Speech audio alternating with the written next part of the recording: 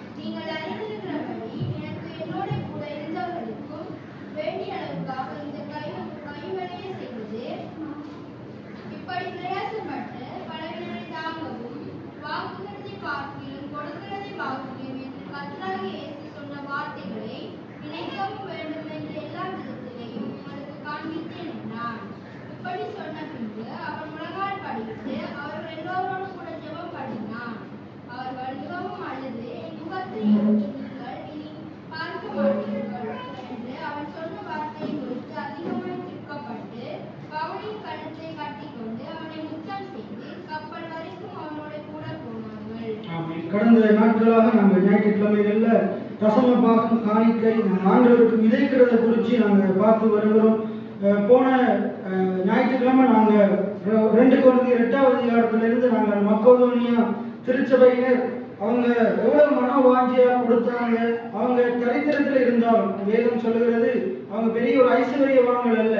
அவங்க தரித்திரத்துல கொடிய தரித்திரத்துல இருந்தாலும் பலவிதமான சோதனைகளுக்குள்ள அகப்பட்டிருந்தாலும் அவர்களுக்குள்ள அவருடைய மனம் எப்படி இருந்தது, ஆண்டவருக்கு கொடுக்க வேண்டும் என்ற அந்த மனம் இருந்ததுனால அவங்க கடினமான தரித்திரத்தின் மத்தியிலையும் காரணம் சொல்லாம சாக்கு போக்கு சொல்லாம ஆண்டவருக்கு என்று ஆண்டவருடைய ஊழியர்களுக்கு என்று தரித்திரருக்கு என்று அவங்க தொடர்ந்து கொடுக்கிற பிள்ளைகளா இருந்தாங்க. அவங்க உழைக்கிற பிள்ளைகளா இருந்தாங்க. உழைக்கிற நேரத்திலே அவங்களுடைய மனம் என்ன செய்யுது, ஆண்டவருக்காக கொடுக்க வேண்டும் என்கிற வாஞ்சை அவங்களுக்கு இருக்குது. இந்த இடத்துல நாங்க பார்த்துட்டு நாங்க அதுல மிச்ச பகுதியை நாங்க 2 கொரிந்தியர்ல பார்க்க போகிறோம். இதுல சொல்லப்படுது பாருங்க, அங்க பவுல் என்ன செய்கிறாரு, பவுல் என்ன செய்யறாரு, ஜனங்களை தேவனுடைய கிருபையுள்ள வசனத்துக்கு ஒப்பு கொடுக்கிறார். அது சொல்லப்படுகிறது பாருங்க, ஆனபடியால் நான் 3 வருஷ காலமாய் இரவும் பகலும் கண்ணீரோடு இடைவிடாமல் அவனுக்கு புத்தி சொல்லிக் கொண்டு வந்ததை நினைத்து விழித்திருங்கள். இப்பொழுதும் சகோதரரே, நீங்கள் பக்தி விருத்தி அடையவும். சபைக்கு வருகிற ஜனங்கள் பக்தி விருத்தி அடைய வேண்டும். நாளுக்கு நாள் என்ன செய்யணும், பக்தி விருத்தி என்றா உலகத்துல சொல்லுவாங்க பக்தி முத்த வேண்டும் அப்படின்னு சொல்லுவாங்க. பக்தி விருத்தி என்றா நாங்க ஆண்டவர் மேல உள்ள வாஞ்சை, ஆண்டவர் மேல உள்ள ஆசை, ஆண்டவரை தேட வேண்டும், ஆண்டவரை இன்னும் நான் கிட்டி சேர வேண்டும், அந்த விருப்பம் நமக்கு இருக்கும். இன்னும் நான் அவரை நெருங்கும், அவர் மேல உள்ள அன்புல நாங்க விருத்தி அடையும். அவரை நாங்க தேடுகிறதுல, அவரை ஆராதிக்கிறதுல, அவருடைய வார்த்தைகளை தியானிக்கிறதுல, அவருக்கு நேரத்தை கொடுக்கறதுல நாங்க என்ன செய்யணும், நம்ம அதிகரிக்கணுமே வழியே குறைந்து போகக்கூடாது. இன்றைக்கு சபைகள் இடையில என்ன நடக்குது, விசுவாசிகள் இடையில என்ன நடக்குதுண்டா, போதகமான இடையில என்ன நடக்குதுண்டா, பக்தி விருத்தி ஏற்படாம இருக்கிற பக்தியும் அழிந்து போய் கொண்டிருக்குது. ஆண்டவரை கிட்டி சேர வேண்டிய ஜனங்கள் ஆண்டவரை விட்டு அந்த இளைய குமாரனை போல தூரமா போய் கொண்டிருக்கிறாங்க. இன்னைக்கு நம்முடைய வாழ்க்கையில இன்னைக்கு நாங்க இந்த போதனைகளை கேட்டுக்கொண்டிருக்கிறோம். விசேஷமா நம்முடைய வாழ்க்கையில இன்னைக்கு ஆண்டவரை விட்டு இன்னைக்கு நம்முடைய சபை ஜனங்கள் தூரமா போகிறதுக்கு மிக முக்கியமான காரணம் தரித்திரம், பணக்குறைவு, வறுமை, தொழில் இல்லாத நிலைமை.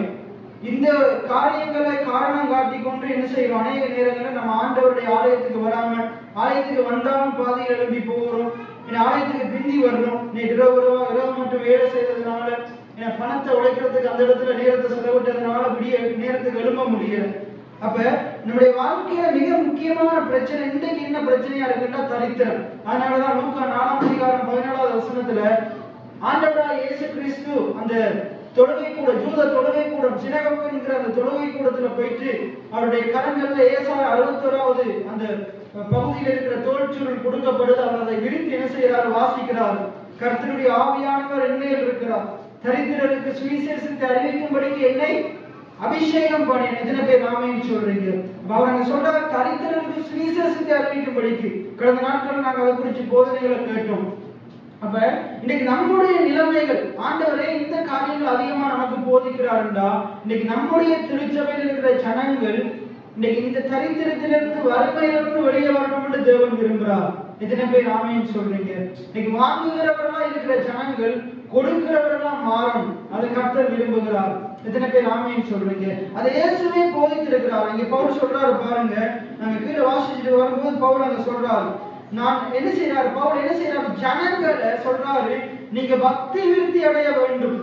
நம்ம ஒவ்வொருத்தரும் என்ன அடைய வேண்டும்? பக்தி விருத்தி அடைய வேண்டும். பக்தி விருத்தி அடையவும் பரிசுத்தமாக்கப்பட்ட அனைவருக்குள்ளும் உங்களுக்கு சுதந்திரத்தை கொடுக்கவும் வல்லவராயிருக்கிற தேவனுக்கு அவருடைய கிருபையுள்ள வசனத்துக்கு உங்களை ஒப்பு கொடுக்கிறேன். எத்தனை பேர் ஆமென் சொல்றீங்க? நீங்க ஒவ்வொருத்தரையும் அவங்க பவுல் என்ன செய்யறாரு, தன்னுடைய ஜனங்களை வசனத்துக்கு ஒப்பு கொடுக்கிறார். வேற எந்த காரியத்துக்கும் அல்ல. நானும் உங்களை வசனத்துக்கு தான் ஒப்பு கொடுப்பேன், வேற எந்த காரியத்துக்கும் இல்லை. நீங்களும் உங்களை நீங்க என்ன செய்யணும்? போன கிழமை நாங்க கடைசியா பார்த்தோம், நாங்க ஆண்டவருக்கு நம்மளை ஒப்பு கொடுக்கணும், ஊழியக்காரனுக்கு நம்மளை ஒப்பு கொடுக்கணும். எத்தனை பேர் ஆமென் சொல்றீங்க? அந்த 2 கொரிந்தியர்ல சொல்லப்படுது, ஆண்டவருக்கு நாங்க நம்மளை ஒப்பு கொடுக்கணும், அதே நேரத்தில் ஊழியக்காரனுக்கும் ஒப்பு கொடுக்கணும். ஊழியக்காரனுடைய வார்த்தைகள் ஆண்டுடைய வார்த்தைகள் நம்மளை ஒப்பு கொடுக்கணும். இங்கேயே சொல்லுது பாருங்க, நாங்க நம்மள ஆண்டவருடைய கிருபையுள்ள வசனத்துக்கு ஒப்பு கொடுக்கணும். எத்தனை பேர் ஆமென் சொல்றீங்க? ஆண்டுடைய வசனத்துக்குள்ள என்ன இருக்குது? அவருடைய கிருபை இருக்குது. எத்தனை பேர் ஆமென் சொல்றீங்க? இயேசு கிறிஸ்துவே அந்த கிருபையா இருக்கிறார். ரைட்.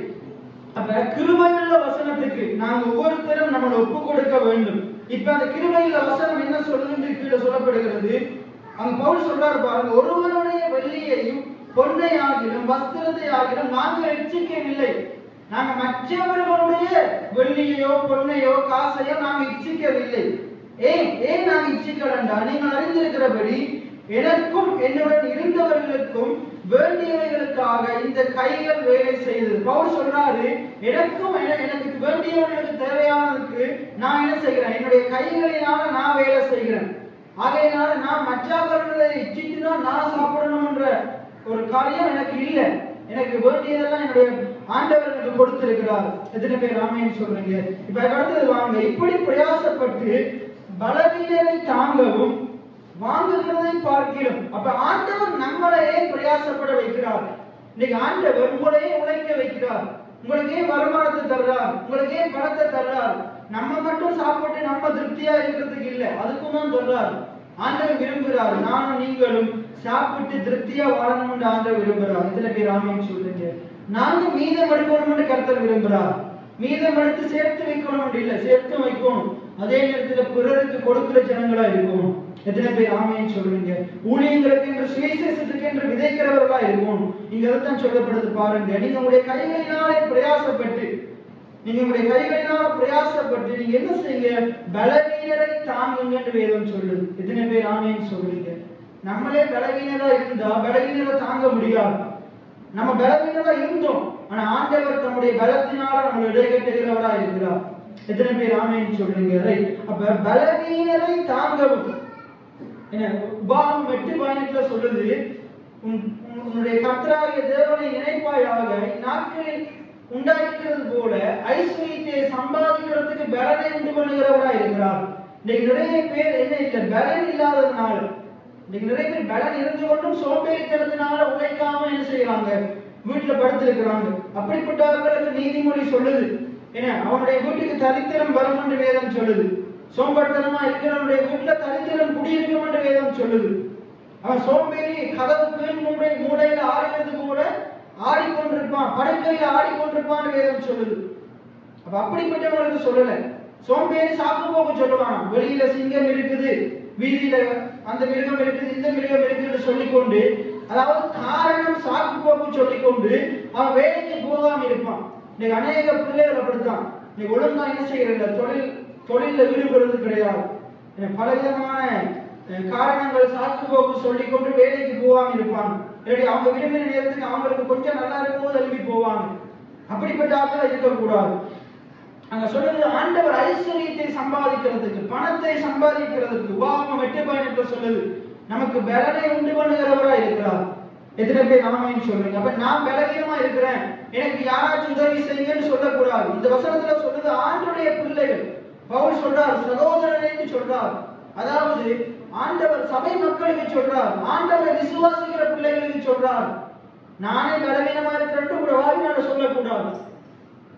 ஏண்டா ஆண்டவர் அவருடைய வார்த்தையில சொல்றார் பலவீனன். ஆண்டவருடைய பிள்ளைகள் அவங்க பலவீனமா இருந்தாலும் அவங்களை எப்படி சொல்லணுமா? பலவீனன் தன்னை பலவான் என்று சொல்வானாக. எல்லாம் சொல்லுங்க, பலவீனன் தன்னை பலவான் என்று சொல்வானாக. இப்ப ஆண்டவருடைய பிள்ளை தங்களை தாங்களே என்னன்னு சொல்லக்கூடாது, நான் பலவீனன் சொல்லக்கூடாது. ஆண்டவர் உங்களை பலவானா மாற்றுகிறவராக இருக்கிறார். எத்தனை பேர் ஆமென் சொல்றீங்க? நீங்க ஆண்டவர் சொல்றாரு, நாங்க பாட்டெல்லாம் படிக்கிறோம், லேசான காரியம் பலம் உள்ளதும் பலனற்றதும் உதவிகள் செய்கிறது உமக்கு. எத்தனை பேர் ஆமென் சொல்றீங்க? ஆண்டவர் உங்களை பலப்படுத்துகிறவராக இருக்கிறார். அதனாலதான் பவுல் சொல்றார், என்னை பலப்படுத்துகிற கிறிஸ்துவினாலே எல்லாவற்றையும் செய்ய எனக்கு பலன் உண்டு, உழைக்க பலன் உண்டு, ஊழியம் செய்ய பலன் உண்டு, பிறருக்கு கொடுக்க எனக்கு பலன் உண்டு. எத்தனை பேர் ஆமென் சொல்றீங்க? மீதம் எடுக்க பலன் உண்டு, ஆசீர்வாதமா வாழ பலன் உண்டு, போகையிலையும் வருகையிலையும் ஆசீர்வாதமா இருக்க எனக்கு பலன் உண்டு. என் கர்த்தர் என்னை பலப்படுத்துகிறவரா இருக்கிறார். எத்தனை பேர் ஆமென் சொல்றீங்க? அப்ப இதுல வாசிங்க, இப்படி பிரயாசப்பட்டு, அப்ப கைகளினால நாங்க பிரயாசப்படுறோம், உழைக்கிறோம். என்னத்துக்கு உழைக்கிறோம்? சிறியோர்லேருந்து பெரியோர் வரைக்கும் என்னத்துக்கு உழைக்கிறீங்க? நான் சாப்பிட்டு நான் நல்ல உடுப்பு வாங்கி நான் நல்லா இருக்கும், அதுக்கு மட்டும் இல்லை. நான் நல்ல பைக் வாங்கணும், நல்ல போன் வாங்கணும், அதுக்கு மட்டும் இல்லை. என்னத்துக்கு உழைக்க வைக்கிறாரு? என்னத்துக்கு உழைக்க வைக்கிறாருன்னா நம்மளும் நல்லா இருக்கும், நம்ம நல்லா உடுத்தணும்னு தேவன் விரும்புகிறார். எத்தனை பேர் ஆமென் சொல்றீங்க? நம்ம நல்லா சாப்பிடணும்னு ஆண்டவர் விரும்புகிறார். நமக்கு மட்டும் இல்லை, நம்முடைய பிள்ளைகளுக்கும் ஆஸ்திகளை சேர்த்து வைக்கணும்னு தேவன் விரும்புகிறார். ஆண்டவருடைய வார்த்தை சொல்றது, நல்லவன் தன் பிள்ளைகளுக்கும் ஆஸ்திகளை வைத்து போகிறான். என்ன சொல்லுங்க? நல்லவன் தன் பிள்ளைகளுக்கும் ஆஸ்திகளை வைத்து போகிறான். எத்தனை பேர் ஆமென் சொல்றீங்க? ஒண்ணுமில்லாம இல்லை, தன்னுடைய பிள்ளைகளுக்கு ஆசீர்வாதமா இருக்க போகிறான். நீங்களும் அப்படி இருக்கணும் தான் தேவன் விரும்புகிறார். கடந்த காலங்களில் உங்களுடைய அப்பா அம்மா உங்களுக்கு ஒன்றும் தராம உங்களை ஏமாத்திட்டு போனது போல, அவங்களுடைய வறுமையின் காரணமாக, யுத்தத்தின் காரணமாக, இன்னும் பல காரணங்களினால, உங்களை விட மற்ற பிள்ளை அதிகமா நேசித்ததுனால, இல்லாட்டி இப்படி பல்வேறுபட்ட காரணத்தினால உங்களுக்கு ஒன்றும் தராம போயிருக்கலாம். ஆனா இன்றைக்கு நீங்க ஆராதிக்கிற ஆண்டவர், நீங்க உண்மையா அவர் ஆராதிப்பீங்கன்னா உங்களுடைய தேவன் என்ன செய்வாரு? உங்களை மட்டுமல்ல, உங்களுடைய பிள்ளைகளுக்கு நீங்க ஆஸ்திகளை வைத்து போகிற அளவுக்கு ஆண்டவர் உங்களை உயர்த்த வல்லமையுள்ளவராக இருக்கிறார். இது ஆண்டுடைய வாக்குத்தத்தமா இருக்குது. இது என்னுடைய சொந்த வார்த்தைகள் அல்ல, இது வேதத்தில் இருக்கிற ஆண்டுடைய வார்த்தைகளா இருக்கு. எத்தனை பேர் ஆமென் சொல்றீங்க? ஆகையினால ஆண்டவர் உங்களை அந்த வண்ணமா உயர்த்த வல்லமையுள்ளவரா இருக்கிறார். ரைட். அப்ப நீங்க வாசிங்க, இந்த வசனத்தை வாசிங்க, 35வது வசனம். இப்படி பிரயாசப்பட்டு, உங்கள் கைகளினால நீங்கள் பிரயாசப்பட்டு பலவீனரை தாங்கவும். அப்ப நம்ம என்ன சொல்லக்கூடாது? என்ன சொல்லக்கூடாது? நிறைய நாங்க இந்த இடத்துல எத்தனை பேர் நீங்க கஷ்டப்பட்ட ஆட்களுக்கு என்ன கஷ்டத்துல உங்களோட கண்ணுக்கு முன்னுக்கு ஒருத்தர் கஷ்டப்பட்டு கொண்டு உணவு இல்லாம பல குறைகளோடு இருக்கிறாரோ, என்னுடைய ஊழியத்தில் ஏதோ ஒரு குறை இருக்குதோ, பார்த்து கொண்டு எத்தனை பேர் சும்மா இருக்கிறீங்களோ? இப்ப நீங்க இப்படிப்பட்ட ஆட்கள் என்ன சொல்லுவாங்க? சும்மா இருக்கிறவங்க, இந்த ஊழியத்துக்கு கொடுக்காதவங்க, என்ன மற்ற கஷ்டப்பட்ட ஜனங்களுக்கு கொடுக்காதவங்க, பார்த்து கொண்டு யாராச்சும் உதவி செய்வாங்க பார்த்துட்டு போகிறவங்க, அவங்க எந்த ஒரு சாக்கு போக்கு சொல்றாங்கன்றா, நானே கஷ்டத்துல தான் இருக்கிறேன், நானே பலவீனமா தான் இருக்கிறேன், நானே குறைவுகளோட தான் இருக்கிறேன், நான் எப்படி இந்த காரியத்தை செய்யறது? உங்க வாயினால அப்படி சொல்லாத ஆண்டவர் சொல்றார். பலவீனன் தன்னை பலவான் என்று சொல்வானாக. ஒருவேளை இன்றைக்கு உனக்கு கொடுக்க முடியாத சூழ்நிலை உண்மையாகவே இருக்கலாம். அந்த இடத்துல நீ ஆண்டவர்கிட்ட சொல்லு, ஆண்டவர் இன்றைக்கு இந்த மனுஷனுக்கு என்னால் உதவி செய்ய முடியாம இருக்குது, ஆனா ஒரு நாள் வருது நீர் என்னை அநேகருக்கு உதவி செய்கிற விதமா நீங்க மாற்றுவீங்க. இன்னைக்கு இவனுக்கு கொடுக்கிறதுக்கு எனக்கு ஒன்றுமே இல்லாம இருக்குது, ஆனா நீர் இவனுக்கு கொடுக்கத்தக்கதா இவனுக்கு மாத்திரமல்ல அநேகருக்கு கொடுக்கமான என் கையின் பிரயாசத்தை ஆசீர்வதிப்பீங்க.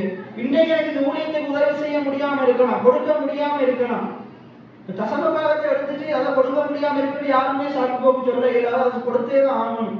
மேலதிகமா எந்த காரியமும் என்னால செய்ய முடியாம இருக்குது, ஆனா ஆண்டவர் என்னை செய்யக்கூடியவனா மாற்றுவா. எத்தனை பேர் ஆமென் சொல்றீங்க? எத்தனை பேர் ஆமென் சொல்றீங்க? ஆகையினால நாங்களே பலவீனர் என்ற சாக்கு போக்கு சொல்லவே கூடாது. நீங்க பலவீனர் அல்ல, நீங்க பலவீனரை தாங்கும்படி அழைக்கப்பட்டிருக்கிறீர்கள். எத்தனை பேர் ஆமென் சொல்றீங்க? எல்லாம் சொல்லுங்க. நான் பலவீனன் அல்ல, நான் பலவீனனை தாங்கும்படி அழைக்கப்பட்டவன். எத்தனை பேர் ஆமென் சொல்றீங்க? சரி, ரைட். அங்க சொல்றது பாருங்க. அப்ப ஆண்டவரே நமக்கு கையின் பிரயாசத்தை தருறாரா? ஏன் நம்மளை உழைக்க வைக்கிறாரா? ஏன் உழைக்கும் கரங்களை நமக்கு தந்திருக்கிறாரா? நம்ம உழைத்து நம்மளால நம்முடைய சந்ததியை நல்லா இருக்கணும், நம்முடைய பிள்ளைகளுக்கு சேர்த்து வைக்கணும், நம்முடைய வீடு நிறைய நல்ல பொருட்களினால் நிறைந்திருக்கணும். அதெல்லாம் வேதம் சொல்லுது, வேதத்தில் எழுதி இருக்குது, வாக்குத்தத்தமா எழுதி இருக்குது. அதே நேரத்தில் நான் ஊழியத்துக்கு கொடுக்கணும், அதெல்லாம் எழுதி இருக்குது. அதே நேரத்தில் நம்ம என்ன செய்யணும்? பலவீனரை தாங்கணும், இல்லாதவனுக்கு கொடுக்கணும். ஆண்டவர் சொல்றாரு, ஒருத்தர் வஸ்திரம் இல்லாமல் இருந்தா அவனுக்கு வஸ்திரத்தை கொடு, ஒருத்தருக்கு உணவு இல்லாமல் இருந்தா உணவு கொடு, குடிக்க பானம் இல்லாமல் இருந்தா பானத்தை கொடுன்னு சொல்றார். நீங்கள் இவர்களுக்கு, இந்த சிறியவர்கள் இவர்களுக்கு எதை செய்கிறீர்களோ அதை எனக்கு செய்கிறீர்கள், அவர்களுக்கு எதை நீங்க செய்யலையோ அதை நீங்க எனக்கு செய்யல அப்படின்னு ஆண்டவர் சொல்றாரு. அப்ப இங்க சொல்றாரு, அடுத்த வசனத்தை சொல்றாரு பாருங்க. வாங்குகிறதை பார்க்கிலும் கொடுக்கிறதே பாக்கியம் என்று கர்த்தராகிய இயேசு சொன்ன வார்த்தைகளை நினைக்க வேண்டும். இயேசு என்ன சொல்லியிருக்கிறாராம்? பவுல் சொல்றாரு, நீங்க என்னத்தை நினைக்கணும், என்னத்தை நினைக்கணும் இயேசு சொல்லியிருக்கிறாரு. வாங்கி கொண்டிருக்க கூடாது, கொடுக்கிறவர்களா நீங்க இருக்கும். இதை யார் பிறகா சொன்னதா? பாஸ்டர் சொன்னதா? யார் சொன்னது? கர்த்தராகிய இயேசு கிறிஸ்து சொல்லியிருக்கிறார். அந்த முதலாவது நினைப்பு வரணுமா? என்னது? நான் வாங்கிட்டு கொண்டிருக்க கூடாது, என்ன செய்யணும்? கொடுக்கிறவனா இருக்கணும். நான் ஏந்தி கொண்டிருக்க கூடாது, என்னுடைய கரங்கள் கொடுக்கிற விதமா இருக்கும். இது யார் சொன்னது? உங்களுடைய தெய்வம் சொன்னது. நீங்க கொடுக்கிற பிள்ளைகளா இருக்கணும். அங்க சொல்றது பாருங்க, எல்லாம் சேர்ந்து வாசிங்க, எல்லாரும் சேர்ந்து வாசிங்க. வாங்குகிறதை பார்க்கிலும் கொடுக்கிறதே பாக்கியம், வாங்குகிறதை பார்க்கிலும் கொடுக்கிறதே பாக்கியம். எத்தனை பேர் ஆமென் சொல்றீங்க? நீங்க கொடுக்கிற பிள்ளைகளா இருக்கும். ஊழியத்துக்கு மட்டும் இல்ல, ஏழை எளிய ஜனங்களுக்கு கொடுக்கிறவங்களா இருக்கும். உற்றார் உறவினர் இடத்துல இருந்து வெளிநாட்டில் இருக்கிறவங்க நீங்க வாங்குறவங்களா இருக்கக்கூடாது, நீங்க அவங்களுக்கு கொடுக்கிறவர்களா இருக்கும். நீங்க விசுவாசிச்சா தேவன் அப்படி மாற்றுவார் உங்களுக்கு. எத்தனை பேர் ஆமென் சொல்லுங்க? கையின் பிரயாசத்தை ஆசீர்வதிப்பார். ரைட். நம்ம சொல்றது பாருங்க, வாங்குகிறதை பார்க்கிலும் கொடுக்கிறதை பாக்கியம் என்று கர்த்தராகிய இயேசு சொன்ன வார்த்தைகளை நினைக்கவும் வேண்டும் என்று எல்லா விதத்திலையும் உங்களுக்கு காண்பித்தேன். பவுல் சொல்றார், நான் என்னுடைய வசனத்தை, நான் இந்த போதனையின் மூலமா உங்களுக்கு காண்பித்திருக்கிறேன், பாடல்கள் மூலமா காண்பித்திருக்கிறேன், நான் இன்னும் என்னுடைய ஆலோசனைகள் மூலமா காண்பித்திருக்கிறேன். இன்னும் எப்படியெல்லாம் உங்களுக்கு விளக்கப்படுத்த முடியுமோ, உங்களுக்கு போதிக்க முடியுமோ அப்படியெல்லாம் உங்களுக்கு போதித்திருக்கிறேன். என்ன போதித்திருக்கிறேன்? வாங்கி கொண்டிருக்காதீங்க, கொடுக்கிறவங்களா இருங்க. இந்த சபையிலையும் அதிகமா நான் போதித்திருக்கிறேன். வாங்குகிற பிள்ளைகளா இருக்கக்கூடாது, உங்களுடைய கரங்கள் ஏந்தி கொண்டிருக்க கூடாது, உங்களுடைய கரங்கள் மற்றவர்கிட்ட கையேற்ற கூடாது. நீங்க மற்றவர்களுக்கு கொடுக்கிற பிள்ளைகளா இருக்கணும். நீங்க கடன் வாங்கி கொண்டிருக்க கூடாது, கடன் கொடுக்கிற விதமா இருக்கணும். இன்றைக்கு ஒருவேளை வாங்கி கொண்டிருக்கலாம், நீ விசுவாசித்தால் தேவனுடைய மகிமையை காண்பார். எத்தனை பேர் ஆமென் சொல்றீங்க? ஆகையினால இங்க சொல்றது பாருங்க, இயேசு சொல்லியிருக்கிறார், வாங்குகிறதை பார்க்கிலும் கொடுக்கிறதே பாக்கியம். இந்த ஒரே பினாஸ் கொடுங்கன்னு சொல்றாரு. நாட்டுகளை இயேசு சொல்லியிருக்கிறார், என்னது? வாங்கக்கூடாது, கொடுக்கிற பிள்ளைகளா இருக்கும்.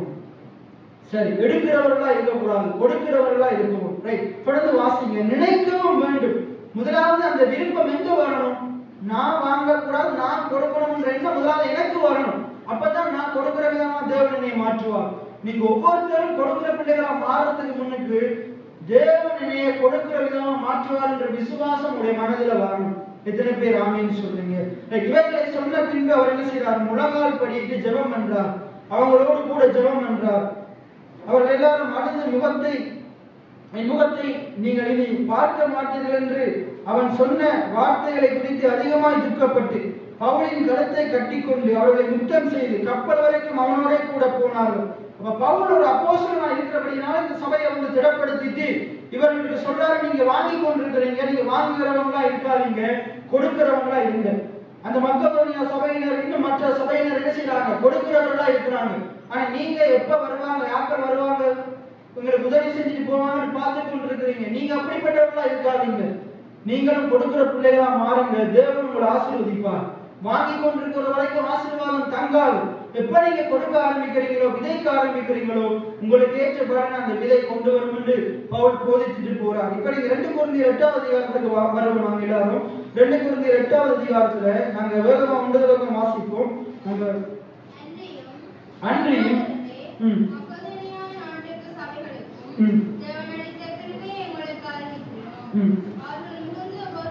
கொடுக்கிறதுக்கு ஒரு கிருபை தேவையாம். கொடுக்கிறதுக்கு ஒரு கிருபை தேவையாம். தேவனே நம்ம மேல கிருபையா இருந்ததுனாலதான், உங்க மேல என் மேலே கிருபையா இருந்ததுனாலதான் அவருடைய குமாரனை கொடுத்தார். எத்தனை பேர் ஆமென் சொல்றீங்க? உங்க மேலே என் மேலே அன்புள்ளவரா, இரக்கமுள்ளவரா, தயவுள்ளவரா, கிருபையுள்ளவரா இருந்தபடினால்தான் அவருடைய ஒரே பேரான குமாரனை கொடுத்தார். எத்தனை பேர் ஆமென் சொல்றீங்க? இன்னைக்கு நமக்குள்ள தேவனுடைய கிருபை இருக்குமா இருந்தா, இன்னைக்கு நாங்க தேவனுடைய சாயலாக படைக்கப்பட்டிருக்கிறோம் என்ற ரகசியம் நமக்கு புரிந்திருந்தா நாங்களும் தேவனை போல கொடுக்கிற பிள்ளைகளா இருப்போம். அங்க சொல்றது பாருங்க, அந்த மக்களுடைய சபையினருக்கு என்ன இருந்துச்சாம்? தேவன் அளித்த கிருபை இருந்துச்சாம். அப்ப தேவனுடைய கிருபையை அறிவிக்கிறார். பவுல் என்னத்தை போதிக்கிறார்? தேவனுடைய கிருபையை போதிக்கிறார். இன்னைக்கு நானும் உங்களுக்கு தேவனுடைய கிருபையை போதிக்கிறேன். தேவனுடைய கிருபை உங்களோடு இருந்து உங்களை கொடுக்கிற பிள்ளைகளா மாற்றும். எத்தனை பேர் ஆமென் சொல்றீங்க? தேவனுடைய கிருபை ஏந்துகிற இந்த கரங்களை கொடுக்கிற விதமா மாற்றும். தேவனுடைய கிருபை உங்களுடைய தொழில் இடங்கள்ல உங்களுடைய கையின் பிரயாசத்துல வெளிப்படும். எத்தனை பேர் ஆமென் சொல்றீங்க? நம்முடைய ஊழியத்துல தேவனுடைய கிருபை வெளிப்படும். இந்த ஊழியம் வாங்குகிற ஊழியமா இருக்காது, இந்த ஊழியத்தை தேவன் கொடுக்கிற ஊழியமா மாற்றுவார். எத்தனை பேர் ஆமென் சொல்றீங்க?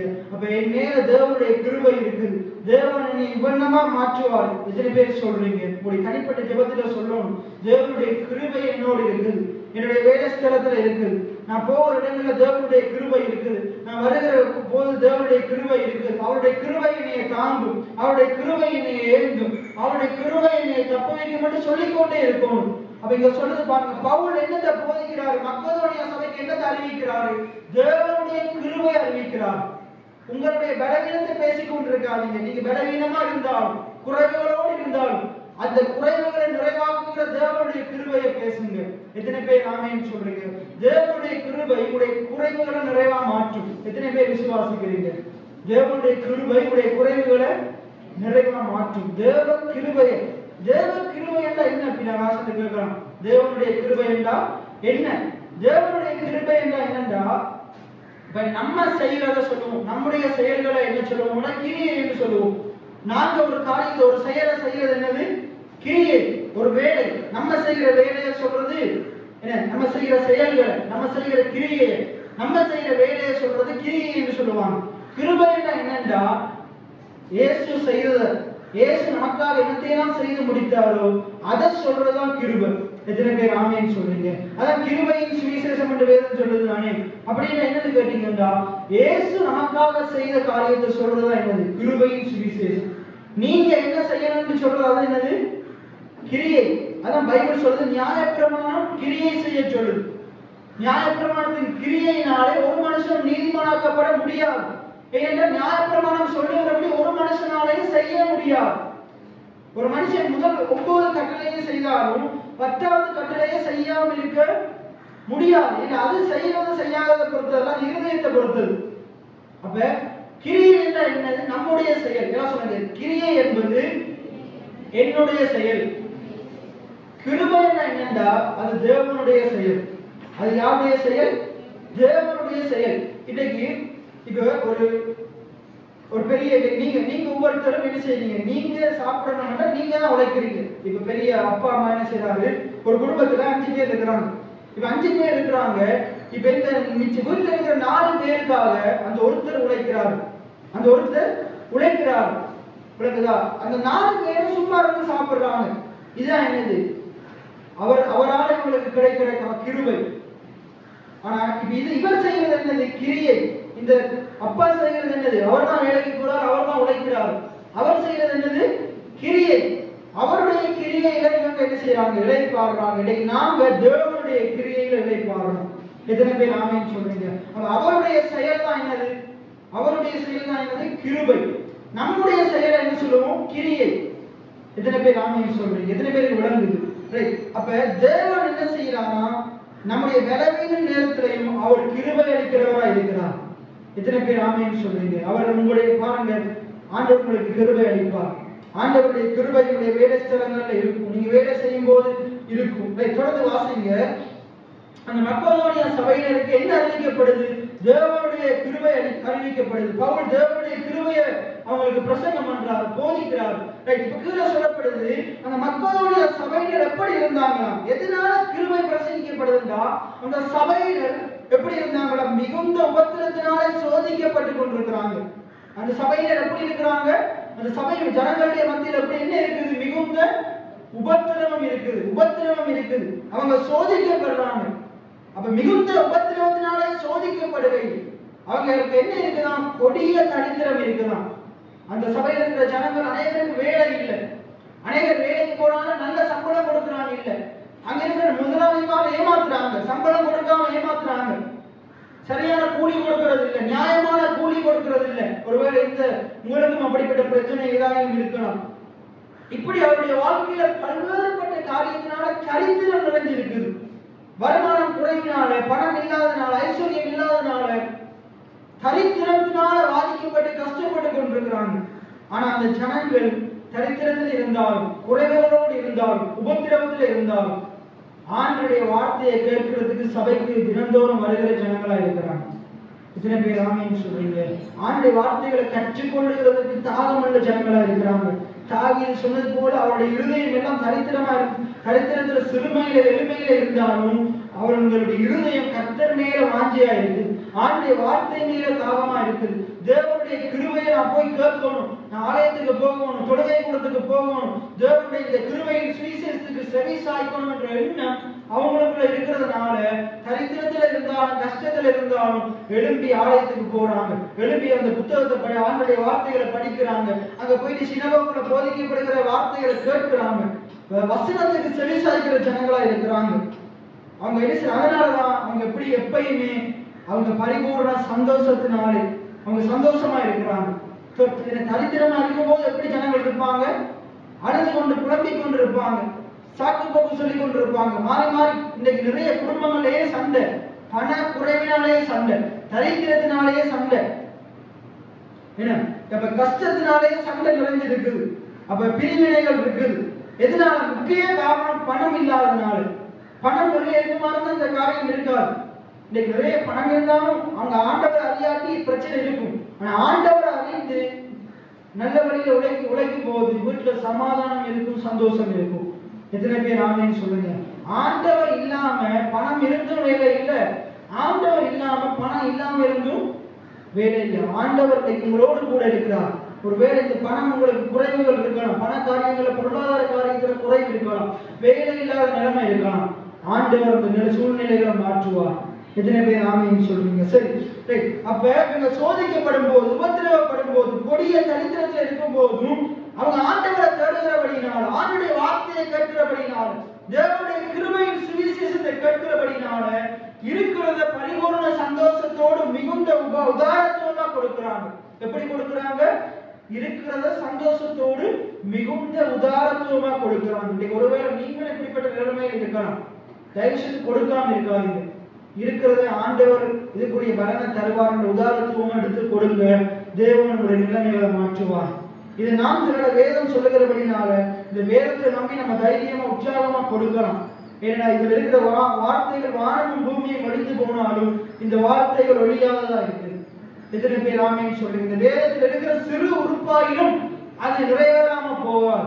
எல்லாவற்றையும் சொன்ன ஆண்டவர் நிறைவேற்றி முடிக்க வல்லமை உள்ளவராக இருக்கிறார். எத்தனை பேர் ஆமேன்னு சொன்னீங்களே? நாங்க தொடர்ந்து போவோம், வாசிங்க.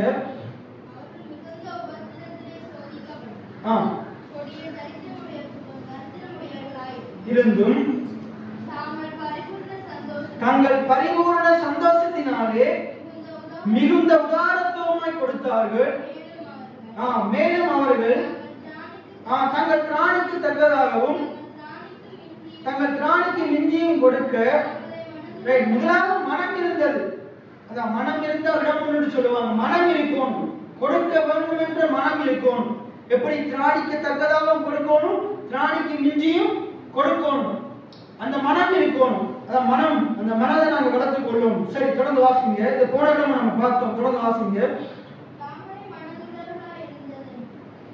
நான் சாட்சியா இருக்கிறேன், தங்கள் உபகாரத்தையும் பரிசுத்தவான்களுக்கு செய்யப்படும் தர்ம ஊழியத்தின் பங்கையும் தாங்கள் ஏற்றுக்கொள்ளும்படி அவர்கள் எங்களை மிகவும் வேண்டிக் கொண்டார்கள். இதை நாங்கள் போன கிழமை பார்த்தோம். மேலும் நாங்கள் நினைத்தபடி மாத்திரம் கூடாமல் தேவனுடைய சித்தத்திலே முன்பு தங்களைத்தாமே கர்த்தருக்கும் பின்பு எங்களுக்கும், இதைத்தான் நாங்கள் கடைசியா போன கிழமை பார்த்தோம். அவர்கள் என்ன செய்தாங்கன்னா, மக்கதோனியா சபையினர் முதலாவது தங்களை யாருக்கு ஒப்பு கொடுத்தாங்கன்னா, கர்த்தருக்கு ஒப்பு கொடுத்தாங்கன்னா. இரண்டாவது யாருக்கு ஒப்பு கொடுத்தாங்கன்னா, பவுலுக்கு ஒப்பு கொடுத்தாங்க, அப்போஸ்தலர்களுக்கு ஒப்பு கொடுத்தாங்க, ஊழியக்காரர்களுக்கு ஒப்பு கொடுத்தாங்க. எத்தனை பேர் ஆமீன் சொல்றீங்க? நீங்க எத்தனை பேர் உங்களை கடவுளுக்கு ஒப்பு கொடுத்திருக்கிறீங்க? எத்தனை பேர் ஆமீன் சொல்றீங்க? எத்தனை பேர் ஊழியக்காரர்களுக்கு உங்களை ஒப்பு கொடுத்திருக்கிறீங்க? இன்னைக்கு இந்த இடத்துல நீங்க என்னுடைய வார்த்தைகளை கேட்கணுமா இருந்தா நீங்க உங்களை எனக்கு ஒப்பு கொடுக்கணும். உங்களுடைய நேரத்தை, நீ வரப்போற இடத்துல நீங்க கேட்க போற வார்த்தைகள் எவ்வளவு நேரம் கேட்க போறீங்களோ உங்களுடைய நேரத்தை நீங்க எனக்கு ஒப்பு கொடுத்தாதான் கவனமா செவிசாய்க்க முடியும். அப்ப உங்களை ஒப்பு கொடுக்கணும். ரைட்? அப்ப என்ன செய்தாங்க? ஒப்பு கொடுத்தாங்க. நாங்க இன்னொரு வசனத்துல முதல்ல பார்த்தோம். அடுத்தது தேவனுடைய கிருபையில வசனத்துக்கு நம்ம ஒப்பு கொடுக்கணும். எத்தனை பேர் ஆமீன் சொல்றீங்க? எத்தனை பேர் இந்த வார்த்தைக்கு உங்களை ஒப்பு கொடுக்குறீங்க?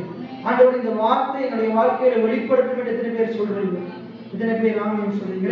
அப்ப முதலாவது தேவனுக்கு ஒப்பு கொடுக்கிறோம், இரண்டாவது ஊழியக்காரனுக்கு ஒப்பு கொடுக்கிறோம். இன்னைக்கு தொடக்கத்துல பார்த்தோம், நம்மள வசனத்துக்கு ஒப்பு கொடுக்கணும். என்ன சொல்லுங்க? வசனத்துக்கு ஒப்பு கொடுக்கணும். ரைட்? இப்ப தொடர்ந்து வாசிங்க.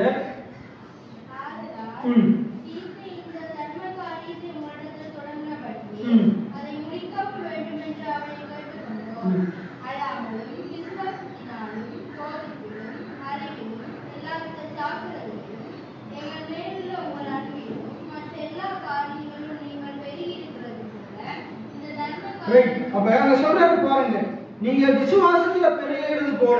இன்னைக்கு நாம வார்த்தைகளை கேட்க கேட்க நாளுக்கு நாள் எண்ணத்துல பெருகிறோம். தேவன் மேல விசுவாசத்துல எத்தனை பேர் பெருகிறீங்க? நாளுக்கு நாள் சபைக்கு வர வர எத்தனை பேருக்கு விசுவாசம் பெருகுது? எத்தனை பேருக்கு இருக்கிற விசுவாசம் இல்லாம போகுது? நாளுக்கு நாள் நம்ம ஆண்டுடைய வார்த்தைகளை கேட்க கேட்க ரோமர் 10:17 என்ன சொல்றது? விசுவாசம் கேள்வியினால் வரும். நீங்க ஒவ்வொரு முறையும் வந்து ஆண்டுடைய வார்த்தைகளை கவனமா கேட்பீங்களா இருந்தா, போன கிழமை இருந்த விசுவாசத்தை விட இந்த கிழமை விசுவாசம் என்ன செய்யும்? அதிகரிக்கும். விசுவாசத்துல வளர்றது மிகவும் முக்கியம். விசுவாசிகளாகிய நாங்க தேவன் மேல இருக்கிற விசுவாசத்துல நாளுக்கு நாள் வளர்கிறது மிகவும் முக்கியம். ஏன்டா விசுவாசத்தினால்தான் நீதிமான் பிழைப்பான். விசுவாசம் இல்லாமல் தேவனுக்கு பிரியமாய் இருப்பது கூடாத காரியம். கொடுக்கிறதுக்கே விசுவாசம் தேவை. ஆண்டவருக்கு தசமபாகமோ காணிக்கையோ விதையோ கொடுக்கிறதுக்கு என்ன தேவை? விசுவாசம் தேவை. கடவுள் மேல உறுதியான நம்பிக்கை தேவை. அதான் விசுவாசம். ஆண்டவர் எனக்கு இதற்குரிய பலனை தருவார் என்ற விசுவாசம் தேவை. அப்பதான் விதைக்க முடியும். எத்தனை பேர் ஆமீன் சொல்றீங்க? சரி, அப்ப இங்க சொல்லப்படுது பாருங்க, அங்க என்ன சொல்லப்படுது? நீங்க விசுவாசத்துல பெறுகிறது போல போதிப்பிலும். நீங்க என்ன செய்யறோம்? சபையில அதிகமா போதிக்கிறோம். இப்ப ஞாயிற்றுக்கிழமை போதிக்கிறோம், செவ்வாய்க்கிழமை போதிக்கிறோம், வீட்டு கூட்டங்களையும் போதனைகள் நடக்குது. அப்ப போதனைகளும் பெருகி கொண்டிருக்குது. வார்த்தையை கற்றுக் கொடுக்கிறது சபையில பெருகி கொண்டிருக்குது. அப்ப அந்த காரியத்துல பெருகிறது போல, அறிவுல பெருகிறது போல. நீங்க நாங்க வசனத்தை கேட்க கேட்க, ஆண்டவரை பத்தி கேட்க கேட்க, ஆண்டவரை பத்தி அறிவுல வளரணும். அப்ப அறிவு பெருகிறது போல. அடுத்த எல்லா வித ஜாக்கிரதையிலும் மற்ற காரியங்கள்ல, மற்ற எல்லா காரியங்களையும் நாங்க என்ன செய்கிறோம்? பெருகுகிறோம், முன்னேறணும், வளருகிறோம். அப்ப மற்ற எல்லா காரியத்துல வளருகிறது போல, அதை போல நீங்க எங்க ஊழியக்காரன் மேல இருக்க அன்புல வளர்றீங்க. சில பேர் வளர்ந்தாங்களோ தெரியல. எத்தனை பேர் ஊழியக்காரனை நேசிக்கிறீங்க? ஊழியம் செய்கிறவங்க எத்தனை பேர் நேசிக்கிறீங்க? அப்ப எத்தனை பேர் சக விசுவாசியை நேசிக்கிறீங்க, அன்பு செலுத்துறீங்க? அப்ப உங்களுடைய அயலானை நேசிக்கணும்னு அவருடைய வார்த்தை சொல்லுது. உங்களுடைய சத்துருக்களையும் சிநேகிக்கணும்னு சொல்லுது. நிறைய பேர் ஊழியக்காரனையே சிநேகிக்கிறது, எங்க சத்துருக்களை சிநேகிக்கிறது. நேசியுங்கள் அப்படின்னு சொல்லுது. அப்ப நேசிக்கிறதுல என்ன செய்யணுமா? பெருகணுமா? அன்பு என்ன செய்யணுமா? குடும்ப வாழ்க்கையில அன்பு பெருகணும். சபையில அன்பு, ஒருத்தருக்கு சகோதர சிநேகத்துல பெருகணும், அன்புல பெருகணும். நாளுக்கு நாள் அன்பு அதிகரிக்கணும், குறைஞ்சு போகக்கூடாது. அன்பில்லாதவன் தேவனை அறியான். என்ன சொல்லுங்க? அன்பில்லாதவன் தேவனை அறியான். தேவன் அன்பாகவே இருக்கிறார். தேவனை அறிந்து கொண்டவன் அன்புல பெருகணும். எத்தனை பேர் ஆமீன் சொல்றீங்க? தேவன் மேல ஒழுங்கா அன்பா இருக்கிறவன் சக ஜனங்கள் மேலே அன்பா இருப்பான். தேவனோட வம்பு பண்ணி கொண்டிருக்கிறவன் ஜனங்களோட வம்பெடுத்து கொண்டுதான் இருப்பான். ஆகையினால அன்புல பெருகணும் என்று அவனுடைய வார்த்தை சொல்லுது. ரைட்? இப்ப வாசிங்க, அன்புலையும் பெருகணும், அதே நேரத்தில் மற்ற எல்லா காரியங்களிலும் பெருகணும். அப்ப இதெல்லாம் மற்ற காரியத்துல பெருகிறது போல இந்த இவ்வளவு நேரம் பார்த்த இந்த காரியத்துல எல்லாம் நம்ம பெருகிறோமோ தெரியாது. நீங்க அவங்களை ஆராய்ந்து பாருங்க. என்னத்துல விசுவாசத்துல பெருகணும், போதனையில பெருகணும், அறிவில பெருகணும், மற்ற காரியத்துல ஜாக்கிரதை உள்ளவர்களா இருக்கணும், அன்பில பெருகணும், மற்ற எல்லா காரியத்திலையும் பெருகணும் என்று பவுல் சொல்றார். கிறிஸ்தவர்கள் என்ன செய்யணும்? பெருகிறவங்களா இருக்கும், எல்லாத்திலையும் பெருகிறவங்களா இருக்கும். சபை இப்படி இருக்கக்கூடாது. சபை நாளுக்கு நாள் பெருகும். எத்தனை பேர் ஆமென் சொல்றீங்க? தேவன் மேல இருக்கிற பக்தி வைராக்கியத்திலையும் பெருகும். அதே நேரத்துல நாங்க சொல்றது பாருங்க, மற்ற காரியத்துல நீங்க பெருகி இருக்கிறது போல நீங்க கொடுக்கிற காரியத்திலையும் பெருகும். நிறைய பேர் 10 வருஷத்துக்கு முன்னுக்கு என்ன கொடுத்தாங்களோ அதைத்தான் இன்றைக்கு கொடுத்து கொண்டிருக்கிறாங்க. இப்ப பிள்ளைகள் பாருங்க, 2 வயசா இருக்கும்போது அவங்களுக்கு கொடுக்கிற சாப்பாடு தான் இப்பயும் கொடுக்குறீங்களா? இன்னும் அதே பாடம் தான் கொடுத்து கொண்டிருக்கிறீங்களா? இன்னைக்கு பாருங்க, ஏன் சபையில் எடுத்து இப்படி இந்த தசம பாகத்தை குறிச்சோ நான் எதற்கும் எடுத்தாலும் பிரசங்கம் எடுத்தாலும் அதை நான் 2-3 4-5 வாரங்களுக்கு பேசுறது என்னுடைய வழக்கம். இதை நான் ஒரு கிழமையிலேயே என்ன செய்யலாம்? அந்த 30 வசனத்தையும் எடுத்து ஒரே கிழமையில அடிச்சுட்டு வச்சுட்டு போயிடலாம். ஆனா அப்படி கொடுக்க கூடாது. அது பால் உண்கிறது போல வசனத்தை சும்மா கூட காட்டிட்டு விடக்கூடாது. ஏன் எடுத்து ஒவ்வொரு வசனமா ஏன் விளக்கப்படுத்தணும்? பைபிள் சொல்றது, இனி நீங்கள் பால் உண்கிறவர்களா இல்லாமல் ஆரோக்கியமான உபதேசத்துல, பக்தி விருத்திக்கு ஏற்ற உபதேசத்துல வளருகிறவங்களா இருக்கும். இன்னும் நம்ம பாவங்கிற குழந்தைகளா இருக்க கூடாது. வசனத்தை அதிகமா கேட்கணும். அதனாலதான் பைபிள் ஸ்டடி இன்னொரு நாளை போட்டு அதுல என்ன செய்யறோம்? வேதத்தை போதிக்கிறோம். வீட்டு கூட்டத்துல என்ன செய்யறோம்? பைபிளை போதிக்கிறதுல அதிக நேரத்தை கொடுக்கிறோம். வசனத்துல அதிக நேரத்தை நாம கொடுக்கும் போதுதான் நம்ம வளர முடியும். எத்தனை பேர் ஆமென் சொல்றீங்க? விசுவாசத்துல வளர முடியும், கடவுள் மேல இருக்கிற நம்பிக்கையில வளர முடியும். அப்ப இங்க என்ன சொல்லப்படுது பாருங்க, நம்ம பெருகணும், எல்லாத்துலயும் பெருகணும், இருக்கிற விதமா இருக்கக்கூடாது. உங்களுடைய பொருளாதார ஆசீர்வாதத்திலையும் பெருகணும். நான் அதையும் போதிக்கிறது, பொருளாதார ஆசீர்வாதத்திலையும் பெருகணும். நீங்க உடுக்கிற உடுப்பு நாளுக்கு நாள் மோசமாக கூடாது. உடுப்பு எப்படி ஆகணும்? நாளுக்கு நாள் நம்ம நல்லா உடுத்த பழகணும். தலைக்கத்துல பொருட்களை நினைச்சிடும், குறைஞ்ச விலை கொடுத்து வாங்குறோம். அடுத்த முறை பொருட்களை வாங்கும்போது எப்படி வாங்குவீங்க? இப்ப உங்களுக்கு நீங்க ஒரு போன் வாங்குறீங்கன்னு வைங்க, சின்ன போன். முதல்ல நம்ம எல்லாரும் நோக்கிய போன் வச்சிருந்தோம், அதை 2000 ரூபாய் கொடுத்து வாங்குறோம். இப்ப அதை விட நல்லா பாதிக்கணுமா இருந்தா இன்னும் அதிகமான விலை கொடுத்துதான் வாங்கணும். அதே போல நீங்க வீட்டுக்கு தேவையான பொருட்கள் வாங்கும்போது முதல் நீங்க ஒரு காரியத்தை குறிப்பிட்ட தொகைக்கு உங்களுடைய கையில் இருக்கிறவங்க வாங்குறீங்க, புறம் நல்லா பாதிக்கணும்னா இன்னும் நீங்க அதிக விலை கொடுத்து வாங்குறீங்க. அதே போல பல்ப் கேட்டா இது நல்ல பல்பா, எத்தனை வோல்டேஜ் கேட்கிறோம், நல்ல பொருட்களை தேடி வாங்குறோம்.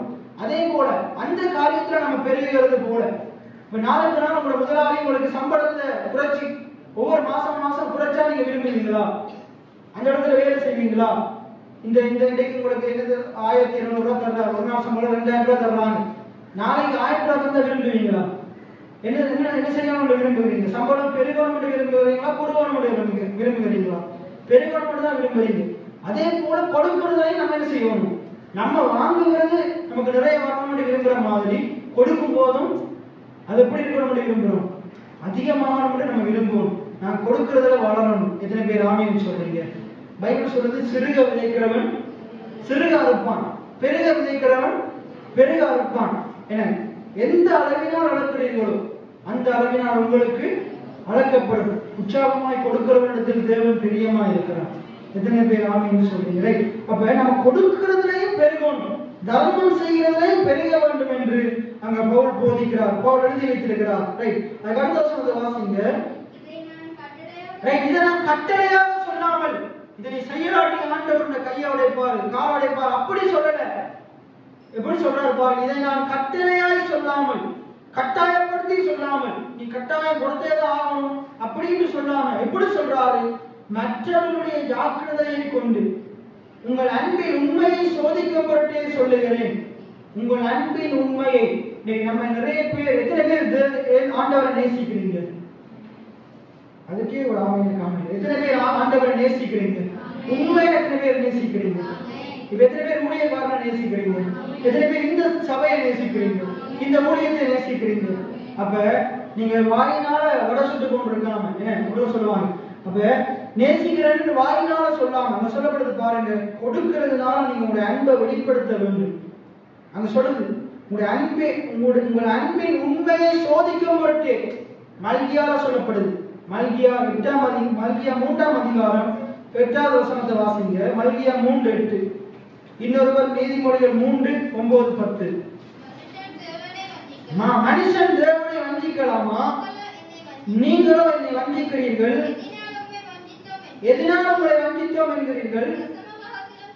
தசமபாகத்திலும் காணிக்கையிலும் தானே நீங்கள் சபிக்கப்பட்டவர்கள், வஞ்சித்தீர்கள். என் ஆலயத்தில் ஆகாரம் உண்டாயிருக்கும்படி தசமபாகங்களை எல்லாம் பண்டகசாலைகளை கொண்டு வாருங்கள்.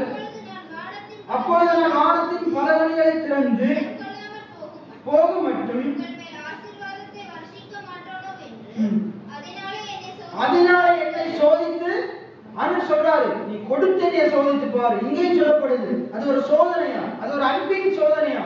தேவனை உண்மையா நேசிக்கிறவன், ஆண்டவருடைய ஊழியத்தை நேசிக்கிறவன், ஆண்டவருடைய வார்த்தை இங்க இருக்கிற எல்லா ஜனங்களுக்கும் போகணும், உலகத்துக்கும் போகணும் என்று விரும்புகிறவன் என்ன செய்வான்? அவனுடைய அன்பை எப்படி வெளிப்படுத்துவான்? அன்பை எப்படி வெளிப்படுத்துவான்? அன்பு என்ன செய்யும்? கொடுக்கும். என்ன சொல்ற? அன்பு கொடுக்கும். யோவான் 3:16 என்ன சொல்றது? தேவன் தம்முடைய ஒரே பேரான குமாரனை விசுவாசிக்கிறவன் எவனோ அவரை தந்தவர்கள். குமாரனை கொடுத்து, குமாரனை யாருக்கு கொடுத்த? யாருக்காக கொடுத்தாராம்? அவரை விசுவாசிக்கிற பிள்ளைகளுக்காக. தேவனுடைய குமாரன் தான் இயேசு கிறிஸ்து என்பதை விசுவாசிக்கிற பிள்ளைகளுக்காகவே இயேசுவை கொடுத்தார். எதனால இயேசுவை கொடுத்தாராம்? உங்களுக்காகவும் எனக்காகவும் நாங்க விசுவாசிக்கும்படிக்கு என்னத்துக்கு இயேசுவை கொடுத்தாராம்? அவர் உலகத்தை அன்பு கூர்ந்ததனால். எத்தனை பேர் ஆமேன் சொல்றீங்க? அவரை தந்தருளி இவ்வளவாய் உலகத்தில் அன்பு கூர்ந்தார். அன்பு வாயினால சொல்லி சும்மா இல்ல, தந்தருளி கொடுத்து அன்பு கூர்ந்தார். கொடுத்து அன்பு கூர்ந்தார். அப்ப ஆண்டவரை எப்படி அன்பு கூறணும்? ஆண்டவர் நம்மளை எப்படி அன்பு கூர்ந்தாரோ நம்மளும் அப்படித்தான் அவர் அன்பு கூறணும். ஆண்டவர் எப்படி அன்பு கூர்ந்தாரு? குமாரனை கொடுத்து அன்பு கூர்ந்தார். எத்தனை பேர் ஆமேன் சொல்றீங்க? நம்மளோட எப்படி அன்பு கூறணும்? கொடுத்து அன்பு கூறணும். இப்ப பலிகளோடு ஆண்டுடைய சமூகத்துக்கு வரணும். பழைய பாடம் ஆடு மாடு மிருகங்களை பலியிட்டாங்க. இன்றைக்கு நம்முடைய உதடுகளின் கனியாகிய சோஸ்திர பலியில தேவன் பிரியமா இருக்கிறார். இன்னைக்கு நம்ம என்ன செய்யணும்? ஆலயத்துக்கு என்னத்துக்கு வரணும்? ஆண்டவருக்கு கொடுக்கறதுக்காக வரணும். நிறைய பேர் ஆலயத்துக்கு என்னத்துக்கு வர்றாங்க? அப்பையும் எடுக்கிறதுக்கு தான் வர்றாங்க. வந்து ஆரம்ப ஜெபத்துல இருந்து முடிவு ஜெபம் மட்டும், ஆண்டவர் எனக்கு அந்த கஷ்டம் இந்த கஷ்டம் அதைத்தாங்க இதைத்தாங்க, அதுக்காக வரக்கூடாது. நீங்க அந்த கிழமை முழுக்க ஆண்டவர் உங்களை ஜீவனோட பாதுகாத்தார், சுகபலத்தோடு பாதுகாத்தார். நீங்க போக்கின மரத்துல உங்களோட கூட இருந்தார். நிறைய பிரச்சனைகள் இருந்து ஆண்டவர் உங்களை விடுவித்தார். நிறைய கடினமான சூழ்நிலையிலிருந்து உங்களை அந்த கிழமை முழுக்க பாதுகாத்தார். அதற்காக ஆண்டவருக்கு நன்றி செலுத்த வரணும். அதுக்காக ஆண்டவர் நாமத்தை மகிமைப்படுத்த வரணும். இப்ப என்ன நடக்கும்? ஆண்டுடைய வார்த்தை இன்னும் அதிகமாக ஆண்டுடைய வார்த்தைகளை பெற்றுக்கொண்டு போகிறதுக்காக வரணும். அதை வந்துட்டு என்னுடைய உங்களோட பிரச்சனையை சொல்றதுக்கு வரக்கூடாது. உங்களோட பிரச்சனைகளை நீங்க சொல்றதுக்கு முன்னாடி அவர் அறிந்திருக்கிறார். அதுக்குரிய பதில ஆண்டு ஆயத்தப்படுத்தி வைத்திருக்கிறார். நீங்க கடந்த காலத்துல ஆண்டவர் செய்த நன்மைக்காக இந்த கிழமை வந்து ஆண்டவருக்கு நன்றி செலுத்தும் போது உங்களுக்கு இருக்கிற பிரச்சனையை ஆண்டவர் நீங்க போகிறதுக்கு முன்னாடி அதுக்குரிய தீர்வுகளை உங்களுக்கு தருவார். எத்தனை பேர் ஆமான்னு சொல்றீங்க? நிறைய பேர் வந்து ஒவ்வொரு ஞாயிற்றுக்கிழமை வந்து ஆண்டவர் எனக்கு அந்த பிரச்சனை இந்த பிரச்சனை, அவ்வளவு அங்க இவ்வளவு கட்டணும் இங்க அவ்வளவு கட்டணும் இந்த பிரச்சனைகளை கொட்டிட்டு போனா அதுக்குரிய தீர்வு எப்படி வரும்? கடந்த காலத்துல ஆண்டவர் நிறைய பிரச்சனைகளுக்கு உங்களுக்கு என்ன செய்ய நன்மை செய்திருக்கிறாரே, அதுக்காக நீங்க சாட்சி சொல்லுங்க, நன்றி செலுத்துங்க, அவரை துதிங்க, சந்தோஷமா ஆர்ப்பரிங்க. ஆண்டவர் உங்களுடைய எதிர்காலத்துல பிரச்சனை இல்லாதபடிக்கு உங்களை என்ன செய்வார்? எல்லாத்தையும் சரி செய்வார். அப்ப இங்க என்ன சொல்றாரு? கொடுக்கிறதுனால நீ சோதித்து பாரு என்று சொல்றாரு. அப்ப இங்கேயும் சொல்லப்படுது, உங்களுடைய அன்பை என்ன செய்ய? வெளிப்படுத்து. எப்படி வெளிப்படுத்து? வாயினால மட்டும் வெளிப்படுத்தாத, கொடுத்து வெளிப்படுத்து. அப்ப ஒரு மனுஷன் இந்த இடத்துல இருக்கிற ஒவ்வொருவரும் தேவனை எவ்வளவு அன்பு செய்யறீங்க நீங்க கொடுக்கிற காணிக்கையை வச்சு என்ன செய்யலாம்? இயேசுவே என்ன செய்தாரு? ஒரு நாள் என்ன செய்தாரு? ஆலயத்துல காணிக்கை படிக்க பக்கத்துல போய் நின்றாங்க. அப்ப அங்க ஒவ்வொருத்தரும் கொடுக்கும்போது பார்த்து கொண்டே இருந்தார், யார் எவ்வளவு கொடுக்கிறாரு. அதுல நிறைய ஐஸ்வர்யவான்களும் காணிக்கை போட்டாங்க. ஆனா ஒரு ஏழை விதமா என்ன செய்யறாரு? மற்ற காணிக்கை போடுறார். ஆண்டவர் சொல்றாரு, மற்ற எல்லாரையும் விட இவர் தான் அதிகமா போட்டாங்க. ஆண்டவர் அவங்க உள்ளத்தை பார்க்கிறார், எந்த நிலைமையில இருந்து கொடுக்கிறான்னு பார்க்கிறார். அவருடைய வீட்டுல கஷ்டம் இருந்தாலும் மனரமியமா சந்தோஷமா தன்னிடம் இருந்த முழுவதையும் தேவன் மேல இருக்கிற அன்பினால முழுவதையுமே கொடுக்கிறார். ஆண்டவர் கடைசி சொட்டு ரத்தத்தை நமக்காக சிந்தினார். எத்தனை பேர் விசுவாசிக்கிறீங்க? எதனால? உங்களை என்னை நேசித்ததனால. பாருங்க, தேவனும் கொடுத்தார். தேவன் என்னத்தை கொடுத்தாரு? இயேசுவை கொடுத்தார். இயேசுவும் கொடுத்தார். இயேசு என்னத்தை கொடுத்தாரு? தம்மையே நமக்காக கொடுத்தார், தம்முடைய ஜீவனையே கொடுத்தார், தம்முடைய ரத்தத்தையே கொடுத்தார்.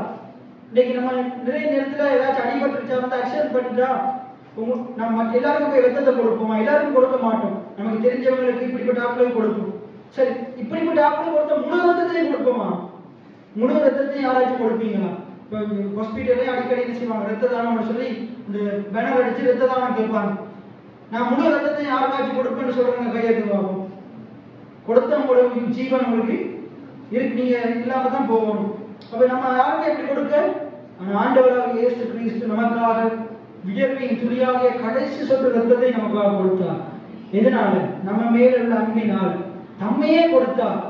அப்படிப்பட்ட தெய்வத்துக்கு நாங்கள் எங்களை கொடுக்க நாங்கள் என்ன செய்யணும்? முயற்சி செய்யணும். நேரம் எத்தனை பேர் நம்ம போனாலுமே படிச்சோம், என்னை தருகிறேன். எத்தனை பேர் உண்மையா நீங்க உங்களை தேவனுக்கு ஒப்பு கொடுத்திருக்கிறீங்க? எத்தனை பேர் இந்த ஊழியத்துக்கு நம்ம ஒப்பு கொடுத்திருக்கிறீங்க? ஆண்டவர் விரும்புகிறார் நம்மளை தேவனுக்கு என்று ஒப்பு கொடுக்கும், இந்த ஊழியத்துக்கு என்று ஒப்பு கொடுக்கும். எத்தனை பேர் ஆமீன்னு சொல்றீங்க? ஒருத்தர் கணவன் மனைவி திருமணம் முடிக்கும் போது கணவன் அன்றிலிருந்து இருவரும் ஒருவரா இருக்கணும். ஏன்னா இருவரும் எப்படி இருக்கக்கூடாது? இவங்களும் அவர் இருக்கக்கூடாது. ரெண்டு பேரும் எப்படி இருக்கணும்? ஏக சிந்தை உள்ளவர்களா இருக்கணும். ஆணுடைய சபையும் அப்படித்தான் இருக்கணும், மனவாட்டியும் அப்படித்தான் இருக்கணும், ஏக சிந்தை உள்ளவர்களா இருக்கணும். எத்தனை பேர் ஆமீன்னு சொல்றீங்க? சரி, அப்ப இங்க வாசிச்சு பாருங்க என்ன சொல்றது? உங்களுடைய அன்பை எப்படி வெளிப்படுத்த சொல்றது? கொடுக்கிறதுனால வெளிப்படுத்துங்க அப்படின்னு சொல்றது. ஏன் இப்படி வெளிப்படுத்துங்கன்றா கீழே வாசிங்க, 9வது வசனத்தை வாசிங்க. எல்லாரும் சேர்ந்து வாசிப்போமா? 2 கொரிந்தியர் 8:9 எல்லாரும் சேர்ந்து வாசிங்க. நம்முடைய கர்த்தராகிய இயேசு கிறிஸ்துவின் கிருபை அறிந்திருக்கிறீர்களே. எல்லாம் சொல்லுங்க, நம்முடைய கர்த்தராகிய இயேசு கிறிஸ்துவின் கிருபை அறிந்திருக்கிறீர்களே. இந்த நிறைய பேர் சொல்லவே இல்லை, எல்லாம் என்னையே பாருங்க. நம்முடைய கர்த்தராகிய இயேசு கிறிஸ்துவின் கிருபை அறிந்திருக்கிறீர்களே. கிருபை எத்தனை பேர் அறிஞ்சிருக்கிறீங்க? கிருபை என்னன்னு சொன்ன? கிருபை என்னன்னு பார்த்தோம், அவருடைய செயல். யாருடைய செயல்? இப்ப எத்தனை பேர் இயேசு கிறிஸ்துவுடைய கிருபை அறிஞ்சிருக்கிறீங்க? இயேசு கிறிஸ்துடைய கிருபை என்ன? இயேசு கிறிஸ்து நமக்காக ஏதோ ஒரு செயல் செஞ்சிருக்கிறார்.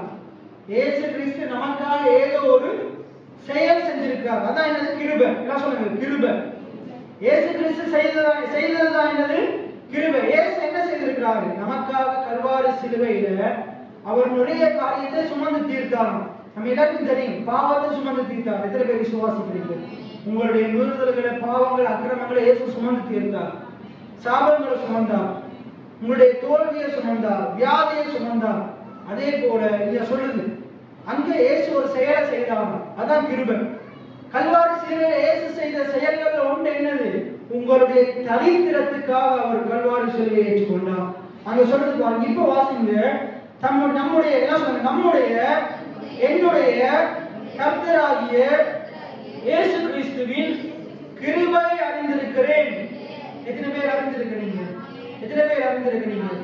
நிறைய பேர் அறிந்திருக்கிறீங்க. இயேசு என்னுடைய பாவங்களுக்காக பலியானார், அதுவும் கிருபை தான். அறிஞ்சிருக்கிறீங்க. இயேசு என்னுடைய சாபங்களுக்காக பலியானார், அதை அறிஞ்சிருக்கிறீங்க. இயேசு என்னுடைய தோல்விக்காக பலியானார், அதை அறிஞ்சிருக்கிறீங்க. இயேசு என்னுடைய மரணத்துக்காக அவர் மரணத்தை ஏற்றுக்கொண்டார், அதை அறிஞ்சிருக்கிறோம். இயேசு நான் குணமாகும்படியாக அவர் என்ன செய்தார்? காயப்பட்டார், அதை அறிஞ்சிருக்கிறோம். எத்தனை பேர் இதை அறிஞ்சிருக்கிறீங்க? நீங்க ஐஸ்வர்யவானாகும்படி ஆண்டவர் உங்கள் நிமித்தம் தரித்திரரானார். எத்தனை பேர் ஆமீன் சொல்லுங்க? இப்ப பாருங்க, அது சொல்லப்படுது பாருங்க. என்னுடைய கர்த்தராகிய இயேசு கிறிஸ்துவின் கிருபை அறிந்திருக்கிறேன். என்ன கிருபை? இப்ப சொல்லுது பாருங்க. அவர் என்ன சொல்லுங்க? இயேசு கிறிஸ்து ஐஸ்வர்யம் உள்ளவராய் இருந்தும். இயேசு கிறிஸ்து எப்படி இருந்தாரா? ஐஸ்வர்யம் உள்ளவராய் இருந்தாரா? என்ன பேருங்க சொல்றீங்க? அவர் மாட்டுக்கொட்டில பிறகுறாரு, அவருக்கு இல்லை, அவர் ஐஸ்வர்யம் உள்ளவராய் இருந்தார். அவர் ஐஸ்வர்யம் உள்ளவராய் இருந்தும் பாருங்க, மாட்டுக்கொட்டில அவர் இருக்கும் போது அவர் சின்ன பாலகனா தான் இருக்கிறார். ஆனா அவரை தேடி வெள்ளியும் பொண்ணும் வருது. அங்க இருந்த சாஸ்திரிகள் என்னத்தை கொண்டு வராங்க? பொன், வெள்ளை போலம், தூபவர்க்கம், அதெல்லாம் உயரிய மிகுந்த விலை மதிப்பான பொருட்கள். அவர் மாட்டுக்கொட்டில இருந்தாலும் ஆஸ்தியும் ஐஸ்வர்யமும் அவரை தேடி வருது. எத்தனை பேர் ஆமீன் சொல்றீங்க? அவர் இருக்கிற இடத்துக்கு நோக்கி வருது. எத்தனை பேர் ஆமீன் சொல்றீங்க? தேவனுடைய கிருபை உங்களோடு இருக்குமா இருந்தா நீங்க ஐஸ்வர்யத்தை ஈர்க்கிறவங்களா மாறுவீங்க. எல்லாம் உங்களை நோக்கி வரும். நன்மை கிருபை உங்களை பின்தொடரும் ஆண்டுடைய வார்த்தை சொல்லுது.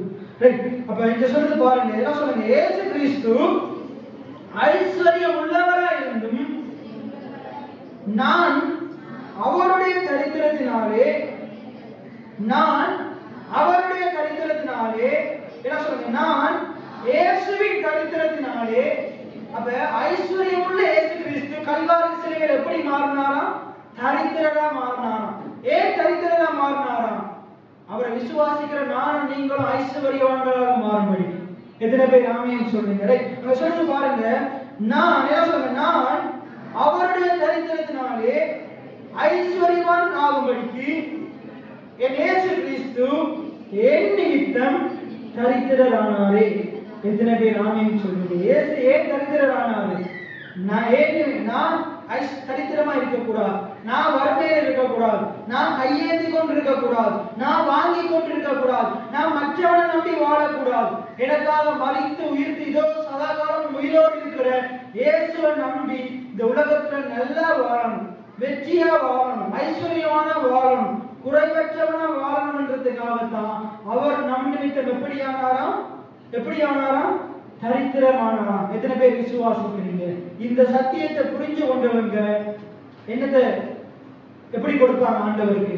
இன்றைக்கு நான் இந்த அளவுக்கு இருக்கிறதுக்கு காரணமே இயேசு எனக்காக தரித்திரரானதுனால. இன்னைக்கு நான் நல்ல வீட்டில் இருக்கிறதுக்கு காரணமே இயேசு எனக்காக தரித்திரரானதுனால. இன்னைக்கு நாங்க இப்படிப்பட்ட ஒரு நல்ல திருச்சபை கட்டடத்துக்குள்ள இருக்கிறதுக்கு காரணமே இயேசு எனக்காக தரித்திரரானதுனால. எத்தனை பேர் ஆமீன் சொல்றீங்க? நான் நல்ல வேலை செய்யறேன், அதுல எதனால? இயேசு எனக்காக தரித்திரரானதுனால. எனக்கு நல்ல வருமானம் வருது, எதனால? இயேசு எனக்காக தரித்திரரானதுனால.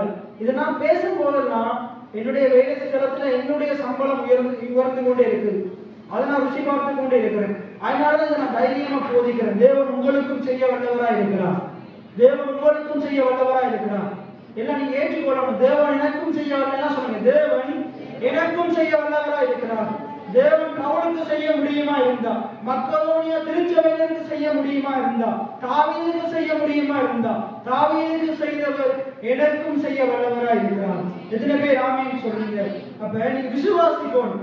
நம்முடைய கர்த்தராகிய இயேசு கிறிஸ்துவின் கிருபையை அறிந்திருக்கிறீர்களே, அவர் ஐஸ்வர்யம் உள்ளவரா இருந்தும் நீங்கள் அவருடைய தரித்திரத்தினாலே ஐஸ்வர்யவான்கள் ஆகும்படிக்கு உங்கள் நிமித்தம் தரித்திரரானாரே.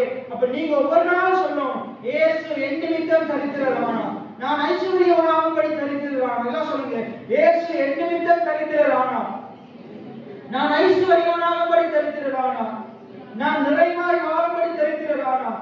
எத்தனை பேர் ஆமீன் சொல்றீங்க? எத்தனை பேர் விசுவாசிக்கிறீங்க? அப்ப நீங்க எப்படி வாழணும் இந்த பூமியில? தரித்திரமா வாழணுமா? இயேசு உங்களுக்காக தரித்திரரானார்னா நீங்க தரித்திரமா வாழணுமா? நீங்க தரித்திரமா வாழ்றது ஆண்டுடைய சித்தமா? ஒரு நாளும் கிடையாது. நீங்க தரித்திரத்துல வாழ்வது அவருடைய சித்தமே அல்ல. யாத்திராகமம் 3:8 நான் அடிக்கடி வாசிக்கிற பகுதி, இந்த காலமுறையை வாசிச்சேன். அங்க சொல்லுது, ஆண்டவரே இஸ்ரவேல் ஜனங்களை எகிப்திலிருந்து விடுதலையாக்கி கொண்டு வந்தாராம், பாலும் தேனும் ஓடுகிற நலமும் விசாலமுமான தேசத்துக்கு கொண்டு வந்து சேர்க்கவே இறங்கினேன் என்று சொல்றார். இயேசு ஏன் இந்த பூமிக்கு இறங்கி வந்தாரு? உங்களுக்காக ஒரு ஆசீர்வாதமான வாழ்க்கையை கொடுக்க.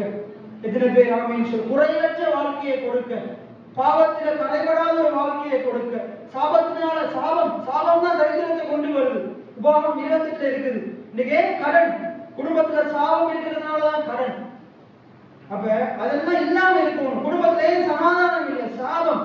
அப்ப இதெல்லாம் இருக்கக்கூடாது. கடவுளுடைய விருப்பம் என்னது? கடவுளை நம்புகிற ஜனங்கள் ஆசீர்வாதமா இருப்பதே கடவுளுக்கு விருப்பமா இருக்குது. எத்தனை பேர் ஆமீன் சொல்றீங்க? சரி, தொடர்ந்து வாசிப்போம். 10வது வசனத்தை வாசிங்க.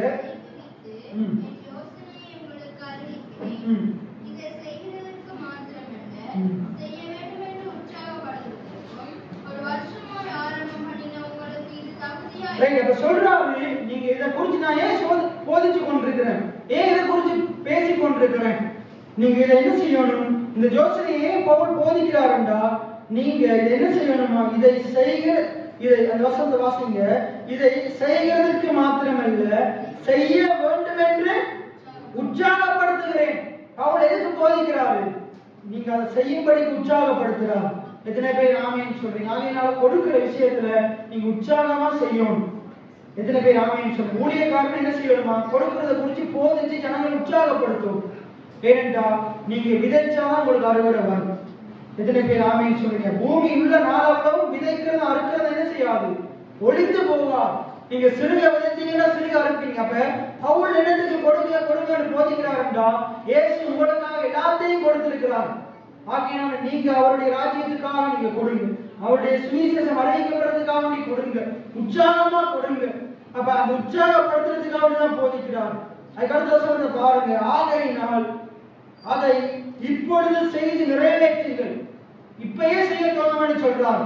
ஐயோ பினகாஸ், நான் என்ன செய்ய போறேன்? அடுத்த வருஷத்துல இருந்து ஜனவரியில இருந்து நான் என்ன செய்ய போறேன்? நான் சரியா ஆண்டவருக்கு தசமபாகம் கொடுப்பேன். சரியா இல்ல இப்பவே கொடுக்க ஆரம்பிங்க. அது இப்பயே நிறைவேற்றுன்னு ஆண்டவர் சொல்றார். எத்தனை பேர் ஆமேன்னு சொல்றீங்க? நீங்க ஒருவேளை இடத்துல இருக்கிற யாராகிலும் இவ்வளவு ஆண்டுகளாக நீங்க உண்மையா ஆலயத்துக்கு வந்து வார்த்தைகளை கேட்டும் பல காரணங்களினால, நிறைய காரணம் இருக்கலாம், பல காரணங்களினால நீங்க ஒருவேளை சரியா ஆண்டவருக்குரியதை ஆண்டவருக்கு கொடுக்காம இருக்கலாம். ஒருவேளை சில நேரத்தில் அறவே கொடுக்காதவர்களும் இருக்கலாம். நான் அவங்கெல்லாம் நீங்க சேர்த்துக்கு வாங்க வரவனான்னு சொல்லல, கொடுக்காம இருக்கிறவங்க நீங்க தொடர்ந்து சேர்த்துக்கு வாங்க. இதை கேட்டும் இன்னும் கொடுக்க, நீங்க எவ்வளவுதான் போச்சாலும் நாங்க கொடுக்க இல்லை, நீங்க சேர்த்துக்கு வாங்க, கொடுக்காம பரவாயில்லை. ஆனா என்ன காரியம் என்றால், ஆண்டவர் எங்களை ஆசீர்வதிப்பாரு, எங்களை கையின் பிரயாசம் ஆசீர்வதிக்கப்படும். அந்த அதை ஆண்டவர்களை எதிர்பார்க்க முடியாது. விதைக்காம அறுவடை எதிர்பார்க்க முடியாது. இல்ல பிரயாசம், நான் நல்லா ஜபிக்கிறேன், நீங்க நல்லா போயிட்டு உங்களுடைய நிலத்துல தக்காளியோ இதோ வரணும்னு சொல்லிட்டு நல்லா ஜபிச்சு பாருங்க. நீங்க ஒரு விதை எடுத்து விதைக்கலாட்டி எவ்வளவு ஜபிச்சாலும் வருமா? வரவே வராது. ஜபிச்சாலும் வரவே வராது. ஆனா நீங்க விதைச்சு பாருங்க, அதுக்குரிய பலன் வரும். அதே போல நீங்க சேர்த்துக்கு வந்து ஜபிக்கலாம், பாடலாம், ஆடலாம், என்னவும் செய்யலாம். ஆனா நீங்க விதைக்காதவர அறுவடை வரவே வராது. விதைக்காதவர அறுவடை வரவே வராது. ஆனா நீங்க என்ன செய்யலாம்? சேர்த்துக்கு வாங்க, வரவேணாம்னு சொல்ற வார்த்தையை கேளுங்க, கேட்க வேணாம். ஆனா வார்த்தையை நீங்க கேட்கறவனாலே மாற்றம் வரும். வார்த்தையை ஒழுங்கா கேட்கிறவனால கொடுக்காம இருக்க முடியாது. விசுவாசத்துல வளர்கிறவனால கொடுக்காம இருக்க முடியாது.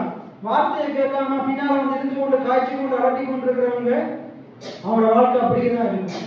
ஆகையினால நம்முடைய வாழ்க்கையை நாம் என்ன செய்யணும்? சரி செய்து கொள்ளணும்.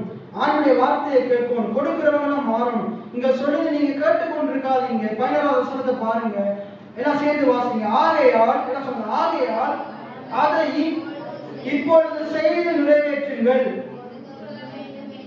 அடுத்தது வாசிங்க. கொடுக்க வேண்டும் என்கிற, எல்லாம் சொல்லுங்க, கொடுக்க வேண்டும் என்கிற விருப்பம் உண்டாயிருந்தது போல உங்களுக்கு உள்ளவைகளில் எடுத்து அதை நிறைவேற்றுங்கள். என்ன சொல்றாரு பாருங்க. கொடுக்க வேண்டும் என்கிற என்ன வரணுமா? மன விருப்பம் வரணுமா? கொடுக்கணும் என்ற என்ன வரணுமா? மன விருப்பம். நமக்கு என்ன விருப்பம் இருக்குது? நல்ல ஒரு பைக் வாங்கணும் என்ற மன விருப்பம் இருக்குது. நல்ல ஒரு பெரிய வாகனம் வாங்கணும் என்ற மன விருப்பம் இருக்குது. நல்ல வீடு கட்டணும் என்ற மன விருப்பம் இருக்குது. நம்முடைய பிள்ளைகளோட கல்யாணத்தை நல்லா செய்து முடிக்கணும் என்ற மன விருப்பம் இருக்குது.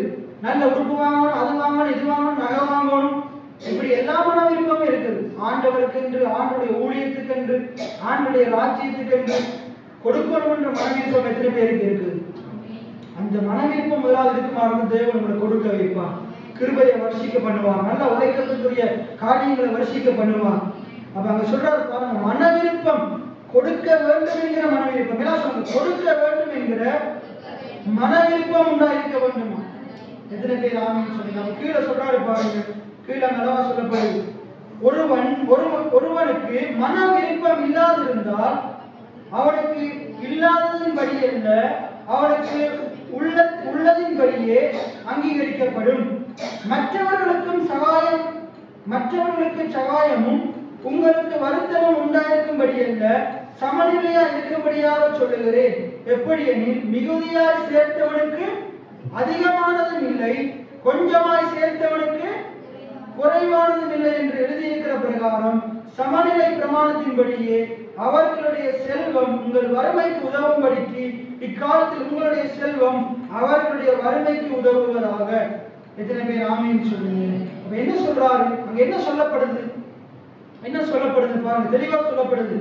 மிகுதியா சேர்க்கிறதுனாலையும் ஒன்றும் ஆக போறது இல்லை. என்ன ஒன்றுமே இல்லாட்டி பிரயோஜனம் இல்லை. ஆனா என்ன சொல்றாருண்டா மிகுதியா சேர்த்து கொண்டிருக்காரு. ஒரு பைபிள் ஒருத்தர் பத்தி சொல்லப்படுது. ஒருத்தர் திராண ஆஸ்திகளை சேர்த்து வச்சான். சேர்த்து வச்சு சொல்றானா, என் ஆத்மாவை நீ இன்று குடித்து புசித்து குடித்து சந்தோஷமா இரு அப்படின்னு சொல்லும் போது ஆண்டவர் சொல்றாரு, நீ இன்றைக்கு மறித்தா உன்னுடைய இந்த ஆஸ்தியெல்லாம் எங்க போகுது? பைத்தியக்காரன் சொல்லி முட்டாளன்னு சொல்லி ஏசுறாரு. ஆகையால என்ன சொல்றாரு, நீ கொடுக்கிறவனா இரு, சேர்க்கிறது தப்பு இல்லை. ஆனா உனக்கு என்ன மட்டும் எல்லாத்தையும் சேர்த்து கொண்டு அதை நாம் எடுத்து அனுபவிக்கணும்னு இருக்காரு. ஆண்டவர் என்னத்துக்கு உன்னை உழைக்க வைக்கிறார்? ஏன் கையை பிரயாசத்தை ஆசீர்வதிக்கிறார்? பலவீனனை தாங்கும்படிக்கு. எத்தனை பேர் ஆமேன்னு சொல்றீங்க? பலவீனனை தாங்கும்படிக்கு, உன்னை விடுவித்த ஆண்டவருடைய ஊழியம் விருத்தியாகத்துக்கு கொடுக்கும்படிக்கு. என்ன அப்ப இதெல்லாம் நீங்க செய்ய பாருங்க, ஆண்டவர் உங்களுடைய அனைத்து காரியங்களையும் உங்களை மேன்மைப்படுத்துவார். லூக்கா 6ஆம் அதிகாரம் 38ஆம் வசனத்தை கடைசி நாம் எடுத்துக் கொள்ளுவோம். லூக்கா 6:38. லூக்கா 6:38. லூக்கா 6ஆம் அதிகாரம் 38. கொடுங்கள் அப்பொழுது உங்களுக்கு கொடுக்கப்படும், அமுக்கி குலுக்கி சரிந்து விழும்படி நன்றாய் அளந்து. இந்த வசனத்தை நான் நேற்று தியானிக்கும் போது என்னோட பேசின வசனம் என்னென்றா, உங்கள் மடியிலே கொண்டு வந்து போடுவார்கள். உங்கள் மனிதர்கள் உங்கள் மடியில் கொண்டு வந்து சொல்லுங்க, மனிதர்கள் உங்கள் மடியிலே கொண்டு வந்து போடுவார்கள். இன்றைக்கு நம்ம வாழ்கிற உலகத்துல மனுஷன் கொடுக்கிறவனா இருக்கிறானா, எடுக்கிறவனா இருக்கிறானா? எடுக்கிறவனா தான் இருக்கிறான். கொடுக்கிறவனா இருக்கிறானா? இல்ல. எப்படா மற்றவனுடைய வஞ்சிக்கலாம், களவெடுக்கலாம், திருடலாம்னு பார்த்து கொண்டிருக்கிறான்.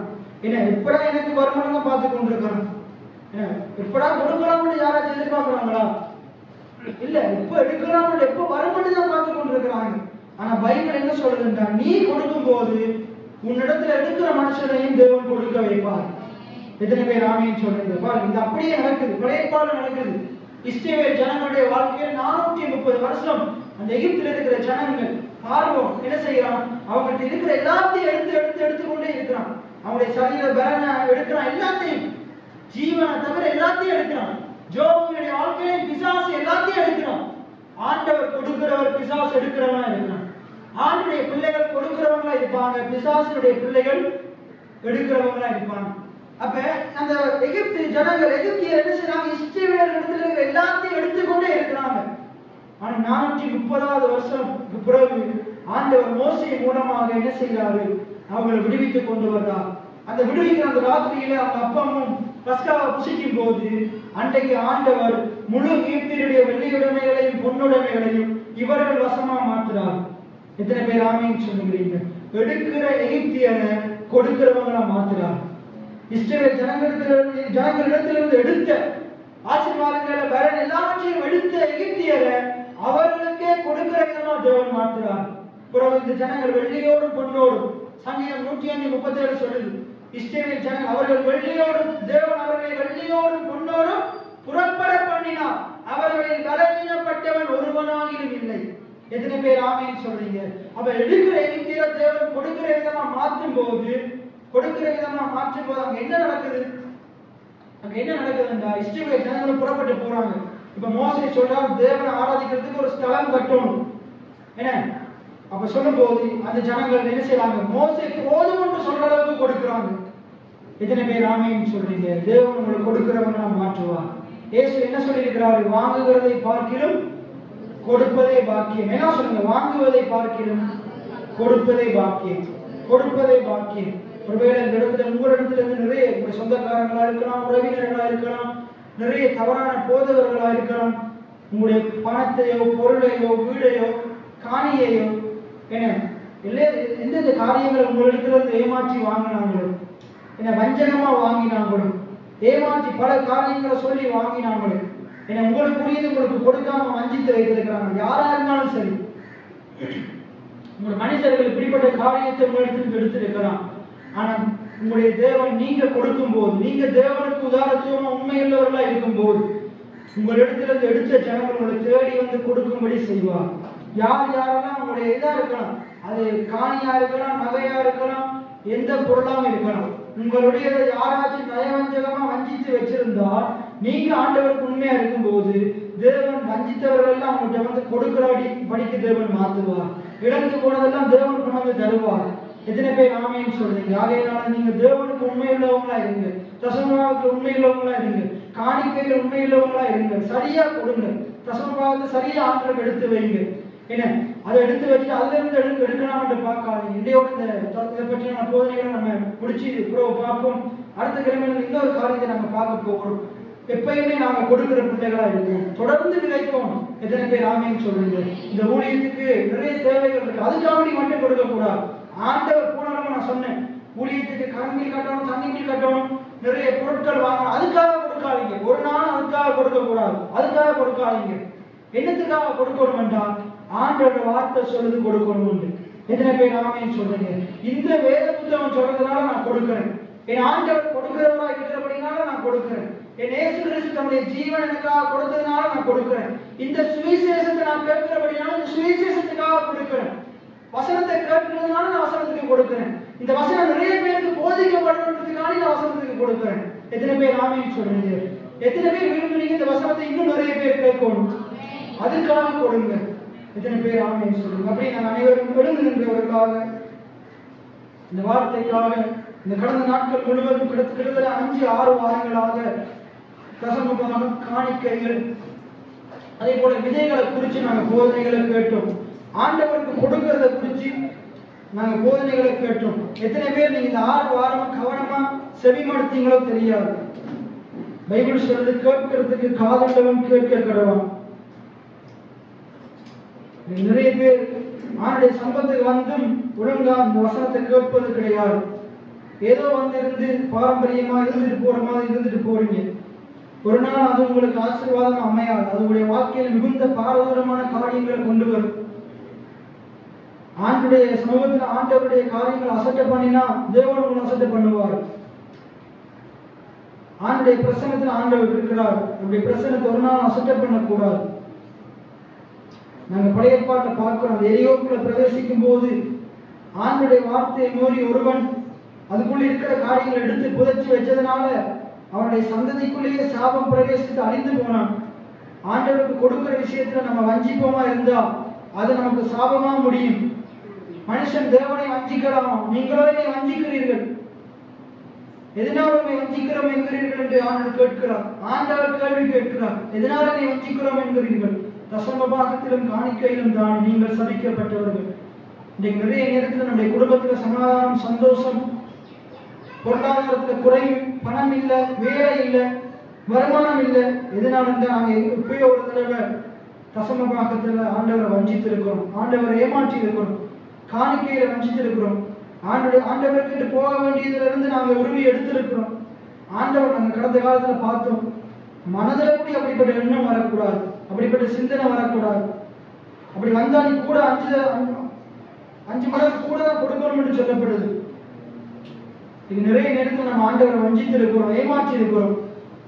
ஆண்டவர் நாமே நேசிக்கிறோம் என்று பாட்டு படிக்கிறோம், வாயினால சொல்லுகிறோம். ஆனா அந்த நேசத்தை கொடுக்கிறது மூலமா வெளிப்படுத்துகிறது கிடையாது. தேவன் வெளிப்படுத்தினது பிரகாரம் வெளிப்படுத்துறது கிடையாது. இயேசு வெளிப்படுத்தின பிரகாரம் வெளிப்படுத்துறது கிடையாது. ஆண்டவர் இன்னைக்கு நம்மோடு பேசுகிறார். ஆண்டவராகிய இயேசு கிறிஸ்து அப்போஸ்தலர் 20:22 சொல்லி இருக்கிறார், வாங்குகிறதை பார்க்கிறோம், கொடுக்கிறதை பார்க்கிறோம். ஆண்டவர் விரும்புகிற அந்த சபையில் இருக்கிற பெரியோர் முதல் சிறியோர் வரைக்கும் அந்த பிள்ளைகள் ஒவ்வொருவரும் கொடுக்கிறவர்களா இருக்க வேண்டும். நீங்க கொடுக்கும் போது தேவன் உங்களை வர்த்திக்க பண்ணுவார். தேவனுடைய கிருபை உங்களோடு கூட இருக்கும், இந்த தொழில் உங்களோடு கூட இருக்கும், கையின் பிரயாசத்தில் உங்களோடு கூட இருக்கும். தேவன் போகையிலும் வருகையிலும் உங்களை ஆசீர்வதிப்பார். உங்களுடைய குறைவுகளை கிறிஸ்து இயேசு உங்கள் மகிமையை நிறைவாக்குவார். அந்த பிலிப்பியர் 4:19 யாருக்கு சொல்லப்படுது? கொடுக்கிற பிள்ளைகளுக்கு தான் சொல்லப்படுது.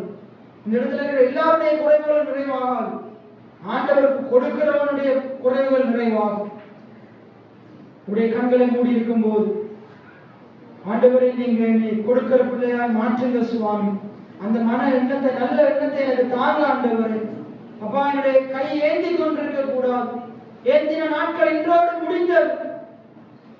அப்பா, என்னுடைய கரம் கொடுக்கிற கரமாய் மாற வேண்டும். உற்சாகமாய் கொடுக்கிறவனிடத்தில் பிரியமாய் இருக்கிறது என்று எழுதப்பட்டிருக்கிறது.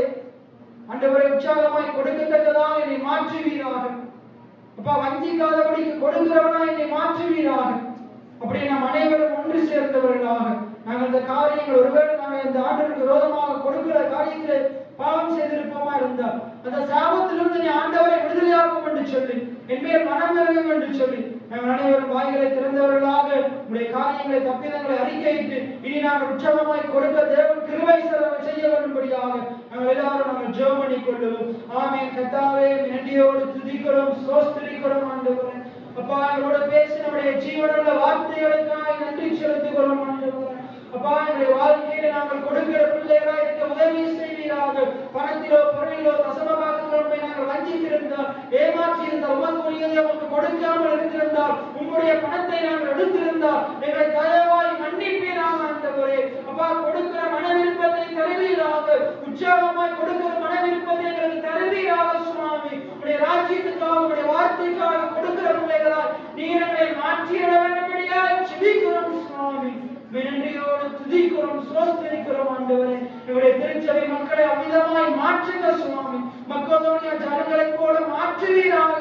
கொடிய தரித்திரத்தை உற்சாகமாய் கொடுக்கிற பிள்ளைகளாய் மாற்றுவீராக.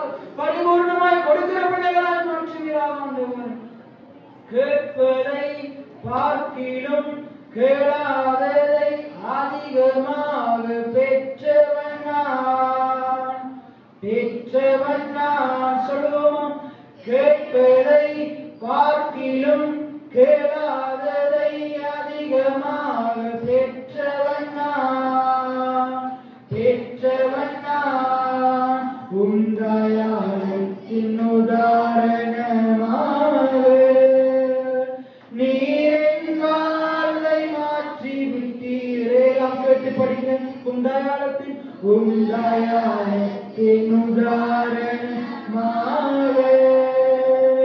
நீரின் வாழ்வை மாற்றி விட்டீரே. ஏலீரே போதுமானவரே என் தேவையிலும் அதிகமானவரே. ஏலீரே போதுமானவரே என் தேவையிலும் அதிகமானவரே.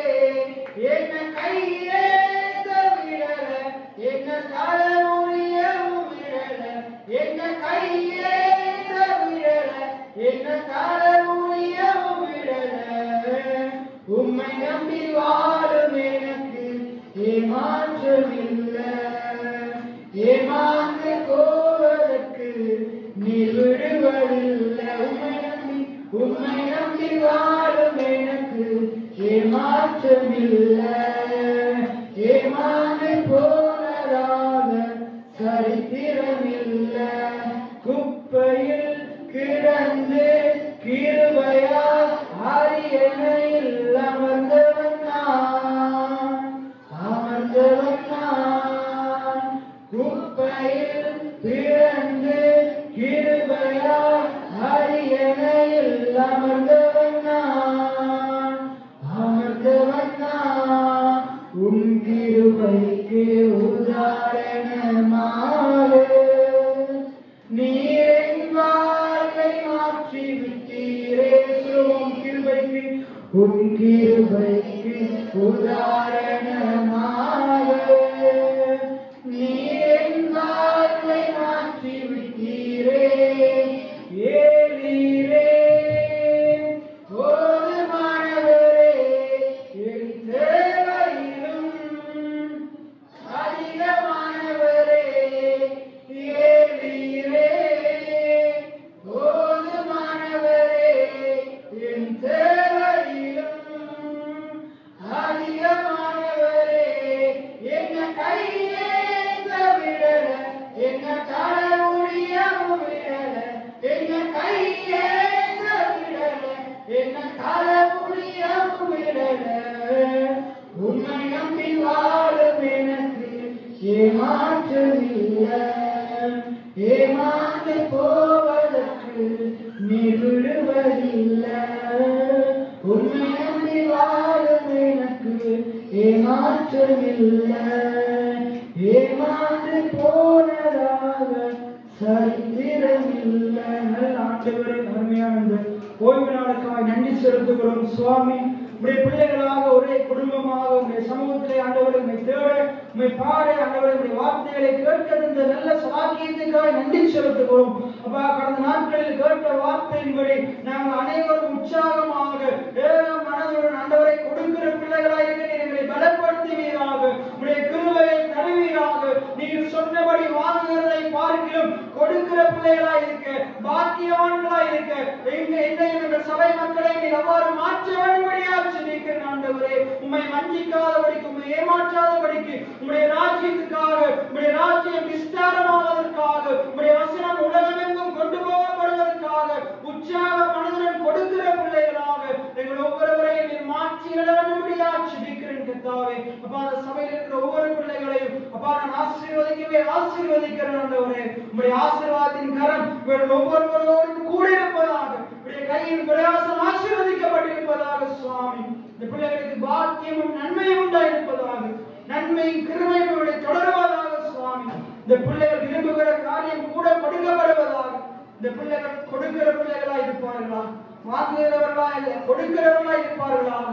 இவருடைய சூழ்நிலைகள் எல்லாம் மாறுவதாக சுவாமி. கடன் பிரச்சனைகள் மாறுவதாக. எல்லா மனுஷனுடைய நயவஞ்சகமான காரியங்கள் நீங்குவதாக ஆண்டவரே. இந்த பிள்ளைகளின் தலையை நிமிரப் பண்ணுகிற நல்ல தெய்வமா இருக்கிறபடி நான் நன்றி செலுத்துகிறேன். இந்த பிள்ளைகளுக்கு நல்ல வேலை இல்லாதவர்களுக்கு நல்ல வேலையை கொடுப்பீராக. நல்ல வருமானம் இல்லாதவர்களுக்கு வருமானத்தை கொடுப்பீராக. வேலை செய்து கொண்டிருக்கிறார்களுடைய கையின் பிரயாசம் இறுதி அடைவதாக. இந்த பிள்ளைகள் எல்லாவற்றிலையும் எப்பொழுதும் பெருகுவார்களாக, சம்பூர்ணம் உள்ளவர்களாக இருப்பார்களாக. என்னுடைய வார்த்தையின்படி ஆசீர்வதிக்கிறேன் சுவாமி. எங்களோடு பேசின தேவனுக்காய் நன்றி செலுத்துகிறோம். அப்பா, உமக்கும் உங்களுடைய ஊழியக்காரனுக்கும் உங்களுடைய வார்த்தைக்கும் நாங்கள் எங்கள் ஒவ்வொருவரும் எங்களை ஒப்புக் கொடுக்கிறோம் சுவாமி. எங்களை அர்ப்பணிக்கிறோம் ஆண்டவரே. எங்களை அர்ப்பணிக்கிறோம் சுவாமி. நன்றியோடு துதிக்கிறோம். எங்களை தாழ்த்தி உயர்த்தி ஆண்டவராய் இயேசுவின் நாமத்தினாலே ஜெபம் வருகிறேன் நல்ல பிதாவே. என் ஆத்துமாவே கர்த்தரை ஸ்தோத்திரி, என் முழுவதுமே கர்த்தருடைய பரிசுத்த நாமத்தை ஸ்தோத்திரி. என் ஆத்துமாவே கர்த்தரை ஸ்தோத்திரி, கர்த்தர் செய்த சகல உபகாரங்களை மறவாதே. ஆமென். கர்த்தர் உங்களை ஆசீர்வதித்து உங்களை காக்க கடவுள். கர்த்தர் தம்முடைய முகத்தை உங்கள் மேல் பிரசன்னமாக்கி உங்கள் மேல் கிருபையா இருக்க கடவுள். இந்த பூமியில் உள்ள நாளளவும் பூமியிலே விதைக்கிற விதைக்கேற்ற அறுவடையை தேவன் உங்கள் ஒவ்வொருவருக்கும் சம்பூர்ணமாய் கொடுப்பாராக. ஆமென். கர்த்தர் உங்களை ஆசீர்வதிப்பாராக.